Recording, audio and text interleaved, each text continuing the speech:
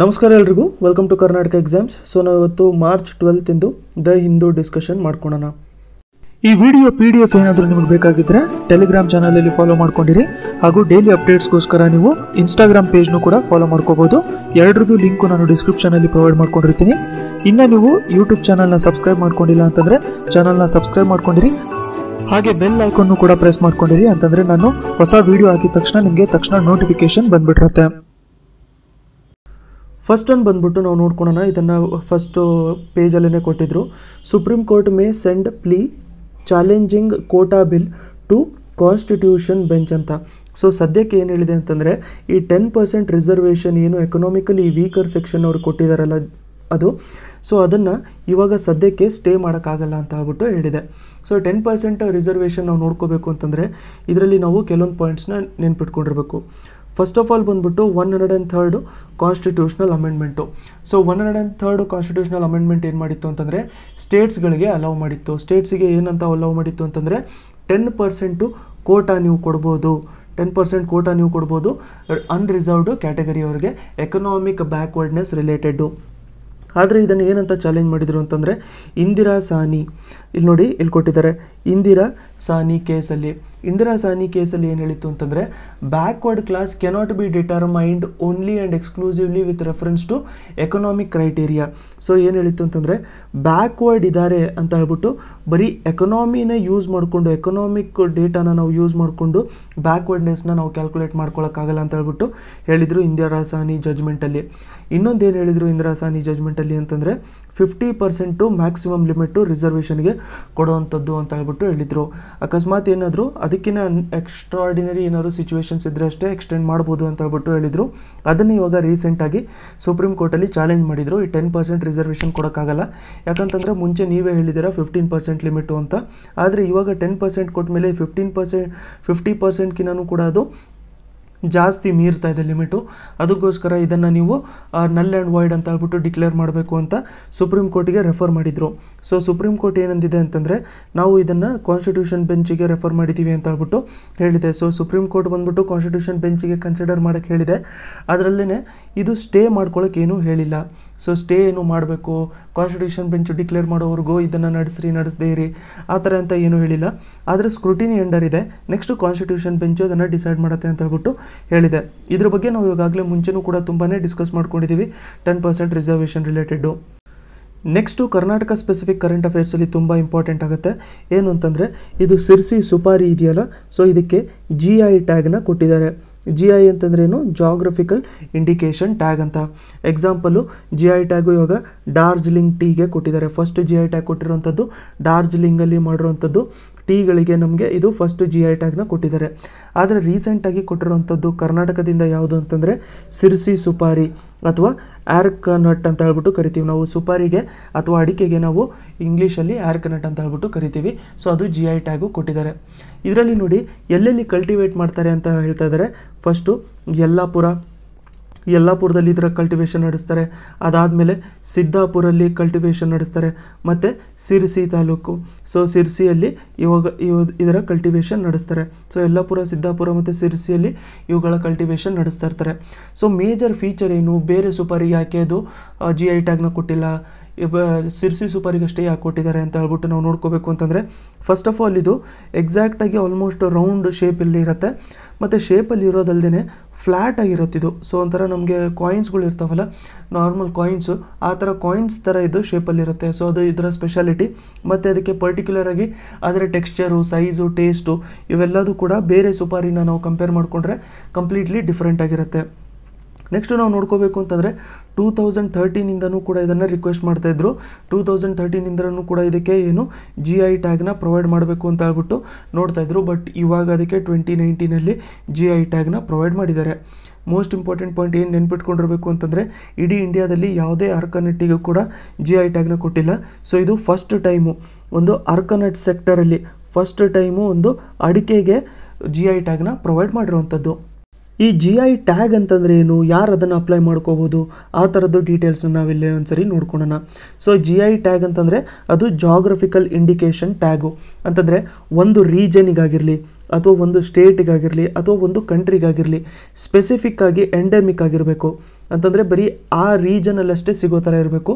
ಮತ್ತು ಅದಕ್ಕೆ ಸ್ವಲ್ಪ ಥ್ರೆಟ್ಟು ಕೂಡ ಇರಬೇಕು. ಥ್ರೆಟ್ ಯಾವುದ್ರದ್ದು ಥ್ರೆಟ್ಟು ಅಂತಂದರೆ ಡ್ಯೂಪ್ಲಿಕೇಷನ್ನಿನ ಥ್ರೆಟ್ಟು ತುಂಬ ಜಾಸ್ತಿ ಇರಬೇಕು. ಮತ್ತು ಫೇಕಾಗಿ ಮಾಡೋವಂಥದ್ದು ಚಾನ್ಸಸ್ಸು ತುಂಬ ಜಾಸ್ತಿ ಇರಬೇಕು. ಅದರಿಂದಾಗಿ ಅದರ ಇಂಪಾರ್ಟೆನ್ಸ್ ಏನಾದರೂ ಕಳ್ಕೊತಾ ಇದ್ದರೆ ಅದನ್ನು ನಾವು ಜಾಗ್ರಫಿಕಲ್ ಇಂಡಿಕೇಷನ್ ಟ್ಯಾಗ್ನ ಕೊಟ್ಬಿಟ್ಟು ಪ್ರೊಟೆಕ್ಟ್ ಮಾಡ್ಕೋಬೋದು. ಸೊ ಜಾಗ್ರಫಿಕಲ್ ಇಂಡಿಕೇಷನ್ ಟ್ಯಾಗ್ ಯಾಕೆ ಕೊಡೋದು ಅಂತಂದರೆ ಅದೊಂಥರ ಲೀಗಲ್ ಪ್ರೊಟೆಕ್ಷನು ಮತ್ತು ಥರ್ಡ್ ಪಾರ್ಟಿ ಯೂಸ್ ಮಾಡ್ಕೊಳ್ಳಿಲ್ದಂಗೆ ಅದು ಪ್ರೊಟೆಕ್ಟ್ ಮಾಡ್ಕೊತಾ ಇರುತ್ತೆ. ಸೊ ಯಾರು ಅದನ್ನು ಪ್ರಿಪೇರ್ ಮಾಡ್ತಾರೆ ಅವ್ರಿಗಷ್ಟೇ ಅದೊಂಥರ ರೈಟ್ಸು ಕೊಟ್ಟಂಗೆ ಆಗ್ತಾ ಇರುತ್ತೆ. ಯಾರು ಇದನ್ನು ಅಪ್ಲೈ ಮಾಡ್ಕೋಬೋದು ಇದರಲ್ಲಿ ಅಂತಂದರೆ ಸೆಕ್ಷನ್ 2 ಸಬ್ ಕ್ಲಾಸ್ 1 ಸಬ್ ಕ್ಲಾಸ್ ಇ GI ಆ್ಯಕ್ಟಿಂದು ಅದರಲ್ಲಿ ಏನು ಹೇಳುತ್ತೆ ಅಂತಂದರೆ ಅಸೋಸಿಯೇಷನ್ ಆಫ್ ಪರ್ಸನ್ಸ್ ಅಪ್ಲೈ ಮಾಡ್ಬೋದು, ಪ್ರೊಡ್ಯೂಸರ್ಸ್ ಅಪ್ಲೈ ಮಾಡ್ಬೋದು, ಅಥವಾ ಆರ್ಗನೈಸೇಷನ್ ಅಪ್ಲೈ ಮಾಡ್ಬೋದು, ಅಥವಾ ಅಥಾರಿಟಿ ಏನಾರು ಅವರು ರೆಪ್ರೆಸೆಂಟ್ ಮಾಡ್ತಾಯಿದ್ರೆ ಅವರು ಕೂಡ ಅದನ್ನು ಅಪ್ಲೈ ಮಾಡ್ಕೋಬೋದು. ಅದನ್ನು ಅಪ್ಲೈ ಮಾಡಿದ್ಮೇಲೆ ಇದು controller general of patents designs and trade marks, controller general of patents designs and trade marks ಅವರು ರಿಜಿಸ್ಟರ್ ಮಾಡ್ಕೊತಾರೆ ಅದನ್ನು. ಸೊ ಅದನ್ನು ರಿಜಿಸ್ಟ್ರಾರ್ ಆಫ್ ಜಾಗ್ರಫಿಕಲ್ ಇಂಡಿಕೇಷನ್ಸ್ ಅಂತಲೂ ಕೂಡ ಕರಿತೀವಿ. ಅವರು ಅದನ್ನು ಡಿಸೈಡ್ ಮಾಡ್ಕೊತಾರೆ. ಸೊ ಕೊಡ್ಬೋದು ಕೊಡಬಾರ್ದು ಅಂತ ಹೇಳ್ಬಿಟ್ಟು ಡಿಸೈಡ್ ಮಾಡ್ಕೊತಾರೆ. ಸೊ ಇವಾಗ ಸದ್ಯಕ್ಕೆ GI ಟ್ಯಾಗು ಸಿರ್ಸಿ ಸುಪಾರಿಗೆ ಕೊಟ್ಟಿದ್ದಾರೆ. ನೆಕ್ಸ್ಟ್ ಒಂದು ಎನ್ವೈರ್ಮೆಂಟ್ ರಿಲೇಟೆಡ್ ನ್ಯೂಸ್ ಇದೆ. ಅದೇನು ಅಂತಂದರೆ ನೋಡಿ, ಇದು ವುಡ್ ಸ್ನೇಕು. ಸೊ ಈ ವುಡ್ ಸ್ನೇಕು ಮುಂಚೆ ಆಲ್ಮೋಸ್ಟ್ ಬರೀ 1878 ನಾವು ನೋಡಿದ್ದಿದ್ದನ್ನು ಲಾಸ್ಟು. ಅದಾದಮೇಲೆ ಸುಮಾರು ಇವಾಗ 150+ ಇಯರ್ಸ್ ಆದ್ರೂ ಕೂಡ ಇವಾಗ ಇನ್ನೂ ನೋಟಿಸ್ ಮಾಡ್ಕೊಂಡಿರಲಿಲ್ಲ. ಬಟ್ ರೀಸೆಂಟಾಗಿ ಮಾಡಿರೋವಂಥದ್ದು ಒಂದು ಸರ್ವೆಯಲ್ಲಿ ಇದನ್ನು ಕಂಡುಹಿಡಿದುಬಿಟ್ಟಿದ್ದಾರೆ. ಅಂತಂದರೆ ಇವಾಗಲೂ ಇದೆ ಇದು ಅಂತ ಹೇಳ್ಬಿಟ್ಟು ಕಂಡುಹಿಡಿದಿದ್ದಾರೆ. ಸೊ ಸರ್ವೆ ಯಾರು ಕಂಡಕ್ಟ್ ಮಾಡಿದ್ರು ಅಂತಂದರೆ scientist in Meghamalai wild life sanctuary. So scientist in Meghamalai wild life sanctuary Madurai. So ಅವರು ಅದನ್ನು ಕಂಡುಹಿಡಿದಿದ್ದಾರೆ. ಅಂತಂದರೆ ಈ ಥರ ಸ್ಪೀಷೀಸು ಮುಂಚೆ ಕಂಡುಹಿಡಿದಿರುವಂಥದ್ದಿತ್ತು. ಸೊ ಇದು ಬರೀ ಮೇಘಮಲೈ ಫಾರೆಸ್ಟು ಮತ್ತು ಪೆರಿಯಾರ್ ಟೈಗರ್ ರಿಸರ್ವ್ಸು ಈ ರೀಜನಲ್ಲಷ್ಟೇ ನೋಡೋಕ್ಕೆ ಸಿಗುತ್ತೆ. ಇದು ಅದಕ್ಕೇನಂತ ಕರಿತೀವಿ, ಎಂಡೆಮಿಕ್ ಅಂತ ಹೇಳ್ಬಿಟ್ಟು ಕರಿತೀವಿ. ಒಂದೇ ರೀಜನಿಂದ ನಮಗೇನಾದ್ರು ಸಿಗ್ತಾ ಇದ್ದು ಬೇರೆ ಕಡೆ ಎಲ್ಲೂ ಅವೈಲೇಬಲ್ ಇರಲಿಲ್ಲ ಅಂತಂದರೆ ಅದನ್ನು ನಾವು ಎಂಡೆಮಿಕ್ ಅಂತ ಹೇಳ್ಬಿಟ್ಟು ಕರಿತೀವಿ. ಸೊ ಲಾಸ್ಟು ಇದನ್ನು ಡಿಸ್ಕವರ್ ಮಾಡ್ಕೊಂಡಿರುವಂಥದ್ದು 1878. ಆ ಟೈಮಲ್ಲಿ ಬ್ರಿಟಿಷ್ ಮಿಲಿಟರಿ ಆಫೀಸರು ಮತ್ತು ನ್ಯಾಚುರಲಿಸ್ಟು ಅವ್ರ ಹೆಸರು ಏನಿತ್ತು, ಕೊಲೋನಲ್ ರಿಚರ್ಡ್ ಹೆನ್ರಿ ಅಂತ. ಸೊ ಕೊಲೋನಲ್ ರಿಚರ್ಡ್ ಹೆನ್ರಿ ಅವರು ಅದನ್ನು ನೋಟಿಸ್ ಮಾಡ್ಕೊಂಡಿದ್ರು, ಈ ಥರ ಒಂದು ಸ್ನೇಕ್ ಇದೆ ಅಂತ ಹೇಳ್ಬಿಟ್ಟು ಅವರು ಅದನ್ನು ರಿಜಿಸ್ಟರ್ ಕೂಡ ಮಾಡ್ಕೊಂಡಿದ್ರು. ಅದಾದಮೇಲಿಂದ ಅದು ಡಿಸ್ಕವರಿ ಆಗೇ ಇರಲಿಲ್ಲ. ಬಟ್ ಇವಾಗ ಅದನ್ನು ರೀಡಿಸ್ಕವರ್ ಮಾಡ್ಕೊಂಡಿದ್ದಾರೆ. ಸೊ ಈ ಥರ ಯಾವುದೇ ನಾವು ಆರ್ಗನಿಸಮ್ಸು ಎನಿಮಲ್ಸು ನಾವು ನೋಡ್ಕೊಂಡಿರ್ತೀವಲ್ಲ ಅದು ಮುಂಚೆ ಇರಲಿಲ್ಲ, ಇವಾಗ ಸಡನ್ನಾಗಿ ರೀಡಿಸ್ಕವರ್ ಮಾಡ್ಕೊಂಡಿದ್ದಾರೆ ಅಂತ ಹೇಳಿದ ತಕ್ಷಣ ನಾವೇನು ನೋಡ್ಕೋಬೇಕು ಅಂತಂದರೆ ಅಲ್ಲಿ ಇರೋವಂಥದ್ದು ಎನ್ವೈರ್ಮೆಂಟಿನ ಸಿಚುವೇಶನ್ನು ತುಂಬ ಇಂಪ್ರೂವ್ ಆಗ್ತಿದೆ ಅಂತ. ಸೊ ಫಸ್ಟ್ ಆಫ್ ಆಲು ಯಾವುದೇ ಆ್ಯನಿಮಲ್ ಆಗಿರಲಿ ಅಥವಾ ಯಾವುದೇ ಪ್ಲಾಂಟ್ ಆಗಿರಲಿ, ಸೊ ಯಾಕೆ ಸಫರ್ ಪಡ್ತವೆ ಅಥವಾ ಯಾಕವು ಕಳೆದೋಗ್ಬಿಡ್ತವೆ ಅಂತಂದರೆ ಅಲ್ಲಿ ಹ್ಯಾಬಿಟ್ಯಾಟಿನ ಡಿಸ್ಟ್ರಕ್ಷನ್ ಆಗ್ತಿರುತ್ತೆ. ಸೊ ಅವು ಇರೋವಂಥ ಏರಿಯಾಗಳ ಡಿಸ್ಟ್ರಕ್ಷನ್ ಆಗ್ತಿರುತ್ತೆ. ಬೇರೆ ಬೇರೆ ರೀತಿಯಲ್ಲಿ ಡಿಸ್ಟ್ರಕ್ಷನ್ ಆಗ್ತಾ ಇರ್ಬೋದು. ಅಗ್ರಿಕಲ್ಚರ್ಗೋಸ್ಕರ ಲ್ಯಾಂಡ್ ಕ್ಲಿಯರ್ ಮಾಡಿರೋದ್ರಿಂದ ಆಗಿರ್ಬೋದು, ಅಥವಾ ಬೇರೆ ಯಾವುದಾದ್ರೂ ಸ್ಪೀಷೀಸ್ ಬಂದಿರ್ಬೋದು ಅದಕ್ಕೆ ಥ್ರೆಟ್ ಆಗಿಬಿಟ್ಟು, ಅಥವಾ ಅದನ್ನು ಹಂಟಿಂಗ್ ಮಾಡ್ತಾ ಇರ್ಬೋದು, ಅದರಿಂದಾಗಿ ಥ್ರೆಟ್ ಆಗ್ತಾ ಇರುತ್ತೆ. ಸೊ ಹಂಟಿಂಗು, ಹ್ಯಾಬಿಟೇಷನ್ನು ಇದರಿಂದ ಎಲ್ಲ ಥ್ರೆಟ್ ಇರುತ್ತೆ. ಇವಾಗ ರಿಕವರ್ ಆಗಿದೆ ಅಂತಂದರೆ ಹ್ಯಾಬಿಟೇಷನು ಇಂಪ್ರೂವ್ ಆಗಿದೆ ಅಂತ. ಸೊ ಅಲ್ಲಿರೋವಂಥದ್ದು ಬಯೋಡೈವರ್ಸಿಟಿ ಇಂಪ್ರೂವ್ ಆಗ್ತಿದೆ ಅಂತ. ಸೊ ಇಂಪ್ರೂವ್ ಆಗ್ತಿರೋದನ್ನ ನಾವು ಗ್ರಾಂಟೆಡ್ ಆಗಿ ತೊಗೊಳ್ಳಿಲ್ದಂಗೆ ನಾವೇನು ಮಾಡ್ಕೋಬೇಕು ಅಂತಂದರೆ ಇದು ಇಂಪ್ರೂವ್ ಆಗ್ತಿದೆ, ಇದನ್ನು ಇನ್ನೂ ಸ್ವಲ್ಪ ನಾವು ಪ್ರಿಸರ್ವ್ ಮಾಡ್ಕೊಂಡಿದ್ರೆ ಇನ್ನೂ ಸ್ವಲ್ಪ ಡೆವಲಪ್ ಆಗುತ್ತೆ, ನಮ್ಮಲ್ಲಿ ಇನ್ನೂ ಸ್ವಲ್ಪ ವೈಲ್ಡ್ ಲೈಫು ಇಂಪ್ರೂವ್ ಆಗುತ್ತೆ ಅಂತ ಹೇಳ್ಬಿಟ್ಟು ಇಲ್ಲಿ ಹೇಳ್ತಾ ಇದ್ದಾರೆ. ನೆಕ್ಸ್ಟು ಒಂದು ದೊಡ್ಡ ಆರ್ಟಿಕಲ್ ಕೊಟ್ಟಿದ್ದಾರೆ ಡಿಸ್ಪ್ಯಾರಿಟೀಸ್ ರಿಲೇಟೆಡ್ಡು. ಸೊ ಇದನ್ನು ನಿಮಗೆ ಹೆಲ್ಪ್ ಯಾವುದ್ರಲ್ಲಿ ಆಗುತ್ತೆ ಅಂತಂದರೆ ರೂರಲ್ ಡೆವಲಪ್ಮೆಂಟು. ಸೊ ಇದು ಪೋರ್ಷನ್ ನಮಗೆ ಸಪ್ರೇಟಾಗಿ ಆಪ್ಷನಲ್ಲೂ ಕೂಡ ಇದೆ, ಮತ್ತು ಸಪ್ರೇಟಲ್ಲಿ ನಮಗೆ ಮೇನ್ಸಲ್ಲೂ ಕೂಡ ರೂರಲ್ ಡೆವಲಪ್ಮೆಂಟ್ ಬಗ್ಗೆ ಇದೆ. ಸೊ ಇದನ್ನು ನಮಗೆ ಎಕನಾಮಿಕ್ ಸರ್ವೆಯಲ್ಲೂ ಕೂಡ ಮೆನ್ಷನ್ ಮಾಡಿರ್ತಾರೆ. ಸೊ ಅದನ್ನೆಲ್ಲ ಮಿಕ್ಸ್ ಮಾಡಿಕೊಂಡು ಇಲ್ಲಿ ಒಂದು ಆರ್ಟಿಕಲ್ನ ಬರೆದಿದ್ದಾರೆ, ತುಂಬ ಚೆನ್ನಾಗಿದೆ. ಇದ್ರ ಬಗ್ಗೆ ನೋಡ್ಕೊಳ್ಳೋಣ. ಆರ್ಟಿಕಲಲ್ಲಿ ಹೇಳ್ತಿರೋಂಥದ್ದು ಪಾಯಿಂಟ್ಸ್ ಏನು? ಸೊ ಫಸ್ಟ್ ಆಫ್ ಆಲ್ ಏನು ಹೇಳ್ತಿದೆ ಅಂತಂದರೆ ಸರ್ವೀಸ್ ಸೆಕ್ಟರ್ ನಮ್ಮಲ್ಲಿ ಇರುವಂಥದ್ದು ಸರ್ವೀಸ್ ಸೆಕ್ಟರು ತುಂಬ ನೀಟಾಗಿ ಗ್ರೋ ಆಗ್ತಿದೆ, ತುಂಬ ರ್ಯಾಪಿಡಾಗಿ ಗ್ರೋ ಆಗ್ತಿದೆ. ಆದರೆ ನಮ್ಮಲ್ಲಿ ಇರುವಂಥದ್ದು ಅಗ್ರಿಕಲ್ಚರ್ ಸೆಕ್ಟರ್ ಇದೆಯಲ್ಲ, ಸೊ ಇದು ನೀಟಾಗಿ ಗ್ರೋ ಆಗ್ತಿಲ್ಲ, ಸ್ಟ್ಯಾಗ್ನೇಟ್ ಆಗಿದೆ. ಅಂತಂದರೆ ಯಾವ ಥರ ಉಳ್ಕೊಂಡಿದೆ ಅದೇ ಥರ ಉಳ್ಕೊಂಡ್ಬಿಟ್ಟಿದೆ ಅಂತ ಹೇಳ್ಬಿಟ್ಟು ಹೇಳ್ತಾ ಇದ್ದಾರೆ. ಏನು, ಫಸ್ಟು ಸರ್ವಿಸ್ ಸೆಕ್ಟರ್ ತುಂಬ ಚೆನ್ನಾಗಿ ಗ್ರೋ ಆಗ್ತದೆ, ಫಾಸ್ಟಾಗಿ ಗ್ರೋ ಆಗ್ತದೆ. ಬಟ್ ಅಗ್ರಿಕಲ್ಚರ್ ಸೆಕ್ಟರ್ನ ನಾವು ನೋಡ್ಕೊಂಡಿದ್ರೆ ಸ್ಟ್ಯಾಗ್ನೇಟಾಗಿ ಉಳ್ಕೊಂಡ್ಬಿಟ್ಟಿದೆ. ಸ್ಟ್ಯಾಗ್ನೇಟ್ ಅಂತಂದರೆ ಏನು, ಅದೇ ಥರ ಪಾಸ್ ಆಗಿಬಿಟ್ಟಿರುವಂಥದ್ದು, ಒಂದೇ ಲೆವೆಲಲ್ಲಿ ಇರುವಂಥದ್ದು. ಸೊ ಸರ್ವಿಸ್ ಸೆಕ್ಟರಿನ ಕಾಂಟ್ರಿಬ್ಯೂಷನ್ನು ಯಾಕೆ ತುಂಬ ಜಾಸ್ತಿ ಇದೆ ಅಂತಂದರೆ ಬೆಂಗಳೂರಲ್ಲಿ ಗ್ರೋತ್ ತುಂಬ ಜಾಸ್ತಿ ಇದೆ ಅಂತ. ಸೊ ಬೆಂಗಳೂರಲ್ಲಿ ಗ್ರೋತ್ ತುಂಬ ಜಾಸ್ತಿ ಇದೆ, ಸಿಲಿಕಾನ್ ವ್ಯಾಲಿ ಆಫ್ ಇಂಡಿಯಾ ಅಲ್ವಾ, ಅದಕ್ಕೋಸ್ಕರ ಬೆಂಗಳೂರಲ್ಲಿ ಸರ್ವಿಸ್ ಸೆಕ್ಟರು ಓವರಾಲ್ ಆಗಿ ನಮಗೆ ಕಾಂಟ್ರಿಬ್ಯೂಷನ್ ತುಂಬ ಚೆನ್ನಾಗಿ ಕೊಡ್ತಾ ಇದೆ. ಸೊ ಒಂದು ಬೆಂಗಳೂರಿನ ನಾವು ಅನಾಲಿಸಿಸ್ ಮಾಡ್ಕೊಂಡಿದ್ರೆ ಬೆಂಗಳೂರಲ್ಲಿ ಟೆರ್ಷರಿ ಸೆಕ್ಟರು, ಸೊ ಟೆರ್ಷರಿ ಸೆಕ್ಟರ್ ಏನಿದೆಯಲ್ಲ, ಸೊ ನಮ್ಮ 3 ಸೆಕ್ಟರ್ ಇರುತ್ತೆ, ಪ್ರೈಮರಿ ಸೆಕ್ಟರು, ಸೆಕೆಂಡರಿ ಸೆಕ್ಟರು ಮತ್ತು ಟೆರ್ಷರಿ ಸೆಕ್ಟರು. ಪ್ರೈಮರಿ ಸೆಕ್ಟರ್ ಅಂತಂದ್ರೇನು, ಅಗ್ರಿಕಲ್ಚರ್ನ ನಾವು ಪ್ರೈಮರಿ ಸೆಕ್ಟರ್ ಅಂತ ಹೇಳ್ಬಿಟ್ಟು ಕರಿಬೋದು. ನೆಕ್ಸ್ಟು ಸೆಕೆಂಡರಿ ಸೆಕ್ಟರ್ ಅಂತಂದ್ರೇನು, ಮ್ಯಾನುಫ್ಯಾಕ್ಚರಿಂಗ್ ರಿಲೇಟೆಡ್ ಬರುವಂಥದ್ದನ್ನ ನಾವು ಸೆಕೆಂಡರಿ ಸೆಕ್ಟರ್ ಅಂತ ಹೇಳ್ಬಿಟ್ಟು ಕರಿಬೋದು. ಟೆರ್ಷರಿ ಸೆಕ್ಟರ್ ಅಂತಂದ್ರೇನು, ಸರ್ವಿಸ್ ರಿಲೇಟೆಡು, ಟ್ರಾನ್ಸ್ಪೋರ್ಟ್ ರಿಲೇಟೆಡು, ಅದನ್ನು ನಾವು ಟೆರ್ಷರಿ ಸೆಕ್ಟರ್ ಅಂತ ಹೇಳ್ಬಿಟ್ಟು ಕರಿಬೋದು. ಸೊ ಇವಾಗ ಟೆರ್ಷರಿ ಸೆಕ್ಟರ್ ಬಂದ್ಬಿಟ್ಟು ಬೆಂಗಳೂರಲ್ಲಿ ತುಂಬ ಚೆನ್ನಾಗಿ ಇಂಪ್ರೂವ್ ಆಗಿದೆ ಅಂತ ಹೇಳ್ಬಿಟ್ಟು ಹೇಳ್ತಾ ಇದ್ದಾರೆ. ಸೊ ಯಾವ ರೇಂಜಲ್ಲಿ ಇಂಪ್ರೂವ್ ಆಗಿದೆ ಅಂತಂದರೆ ಬೇರೆ ಡಿಸ್ಟ್ರಿಕ್ಟ್ಗಳಿಗೆ ಕಂಪೇರ್ ಮಾಡ್ತಾ ಇದ್ದಾರೆ ಇಲ್ಲಿ. ಸೊ ಬೇರೆ ಡಿಸ್ಟ್ರಿಕ್ಟ್ಗಳಿಗೆ ಕಂಪೇರ್ ಮಾಡಿಕೊಂಡ್ರೆ ಬೆಂಗಳೂರಲ್ಲಿ ನಿಯರ್ಲಿ 10 ಪಟ್ಟು ಜಾಸ್ತಿ ನೀಟಾಗಿ ಗ್ರೋ ಆಗ್ತಾಯಿದೆ. ಬೆಂಗಳೂರಿನ ಅರ್ಬನ್ ಟೆರಿಷರಿ ಸೆಕ್ಟರು ತುಂಬ 10 ಪಟ್ಟು ಜಾಸ್ತಿ. ದಕ್ಷಿಣ ಕನ್ನಡ ಇದನ್ನು ಕಂಪೇರ್ ಮಾಡಿಕೊಂಡ್ರೆ, ದಕ್ಷಿಣ ಕನ್ನಡ ಕಂಪೇರ್ ಮಾಡಿಕೊಂಡ್ರೆ ತುಂಬ ಜಾಸ್ತಿ ಗ್ರೋ ಆಗ್ತಿದೆ. ಬಟ್ ಅದೇ ಕಂಪ್ಲೀಟಾಗಿ ಹಿಂದೆ ಉಳ್ಕೊಂಡಿರುವಂಥದ್ದು ನಾವು ಡಿಸ್ಟ್ರಿಕ್ಟ್ಸ್ ನಾವು ಏನಾದರೂ ತೊಗೊಂಡ್ರೆ, ಎಕ್ಸಾಂಪಲ್ಲು ಯಾದಗಿರಿ ನಾವು ಏನಾದರೂ ತೊಗೊಂಡ್ರೆ ಕಂಪ್ಯಾರಿಟಿವ್ಲಿ ಸ್ವಲ್ಪ ಹಿಂದೆ ಉಳ್ಕೊಂಡಿರೋಂಥದ್ದು ಡಿಸ್ಟ್ರಿಕ್ಟ್ನ ನಾವೇನಾದ್ರು ತೊಗೊಂಡ್ರೆ ಅದು ಆಲ್ಮೋಸ್ಟು 50 ಟೈಮ್ ಏನಿದೆಯಲ್ಲ ಅದು ಸ್ಲೋ ಆಗಿ ಬೆಳೀತಾ ಇದ್ದಾವೆ ಅಂತ ಹೇಳ್ಬಿಟ್ಟು ಹೇಳ್ತಾ ಇದ್ದಾರೆ. ಇದರ ಮೀನಿಂಗ್ ಏನು, ರೀಜನಲ್ ಡಿಸ್ಪ್ಯಾರಿಟಿ ತುಂಬ ಜಾಸ್ತಿ ಇದೆ. ಸೊ ರೀಜನಲ್ಲೇ ಸ್ವಲ್ಪ ಇನ್ಇಕ್ವಾಲಿಟಿ ತುಂಬ ಜಾಸ್ತಿ ಇದೆ ಅಂತ ಹೇಳ್ಬಿಟ್ಟು ಹೇಳ್ತಾ ಇದ್ದಾರೆ. ಸೊ ಇದಕ್ಕೆ ಒಂದು ಸ್ಟೇಟ್ಮೆಂಟ್ ಏನು ಹೇಳ್ತಿದ್ದಾರೆ ಅಂತಂದರೆ, ಪ್ರತಿ ಡಿಸ್ಟ್ರಿಕ್ಟಿಗೂ ಕೂಡ ಡಿಸ್ಟ್ರಿಕ್ಟಿಗೆ ಏನು ಇನ್ಕಮ್ ಬರುತ್ತಲ್ಲ, ಸೊ ಡಿಸ್ಟ್ರಿಕ್ಟಲ್ಲಿ ಬರುವಂಥದ್ದು ಇನ್ಕಮ್ಮು ಒಂದು ಒಳ್ಳೆ ಇಂಡಿಕೇಟರ್ ಆಗಿ ಇರುತ್ತೆ, ಒಂದು ಒಳ್ಳೆ ನೋಟಿಸು ಅಥವಾ ಒಂದು ಒಳ್ಳೆ ನೋಟಿಫಿಕೇಷನ್ ಥರ ಇರುತ್ತೆ ನಮಗೆ ಆ ಡಿಸ್ಟ್ರಿಕ್ಟಲ್ಲಿ ಯಾವ ಥರ ವೇರಿಯೇಷನ್ಸ್ ಇದೆ ಅಂತ ಹೇಳ್ಬಿಟ್ಟು ನೋಡ್ಕೊಳ್ಳೋಕ್ಕೆ. So district income is very good indicator to monitor the nature and degree of inter district variations. So ಒಂದು ಡಿಸ್ಟ್ರಿಕ್ಟಲ್ಲಿ ಅವ್ರದ್ದು ಇನ್ಕಮ್ ಚೆನ್ನಾಗಿದ್ದಿದ್ದು ಇನ್ನೊಂದು ಡಿಸ್ಟ್ರಿಕ್ಟಲ್ಲಿ ಏನಾದರೂ ಇನ್ಕಮ್ ಕಮ್ಮಿ ಇದ್ದರೆ ಸೊ ಅವಾಗ ನಾವು ಅಟ್ಲೀಸ್ಟು ಕಂಪ್ಯಾರಿಸನ್ ಮಾಡ್ಕೋಬೋದು.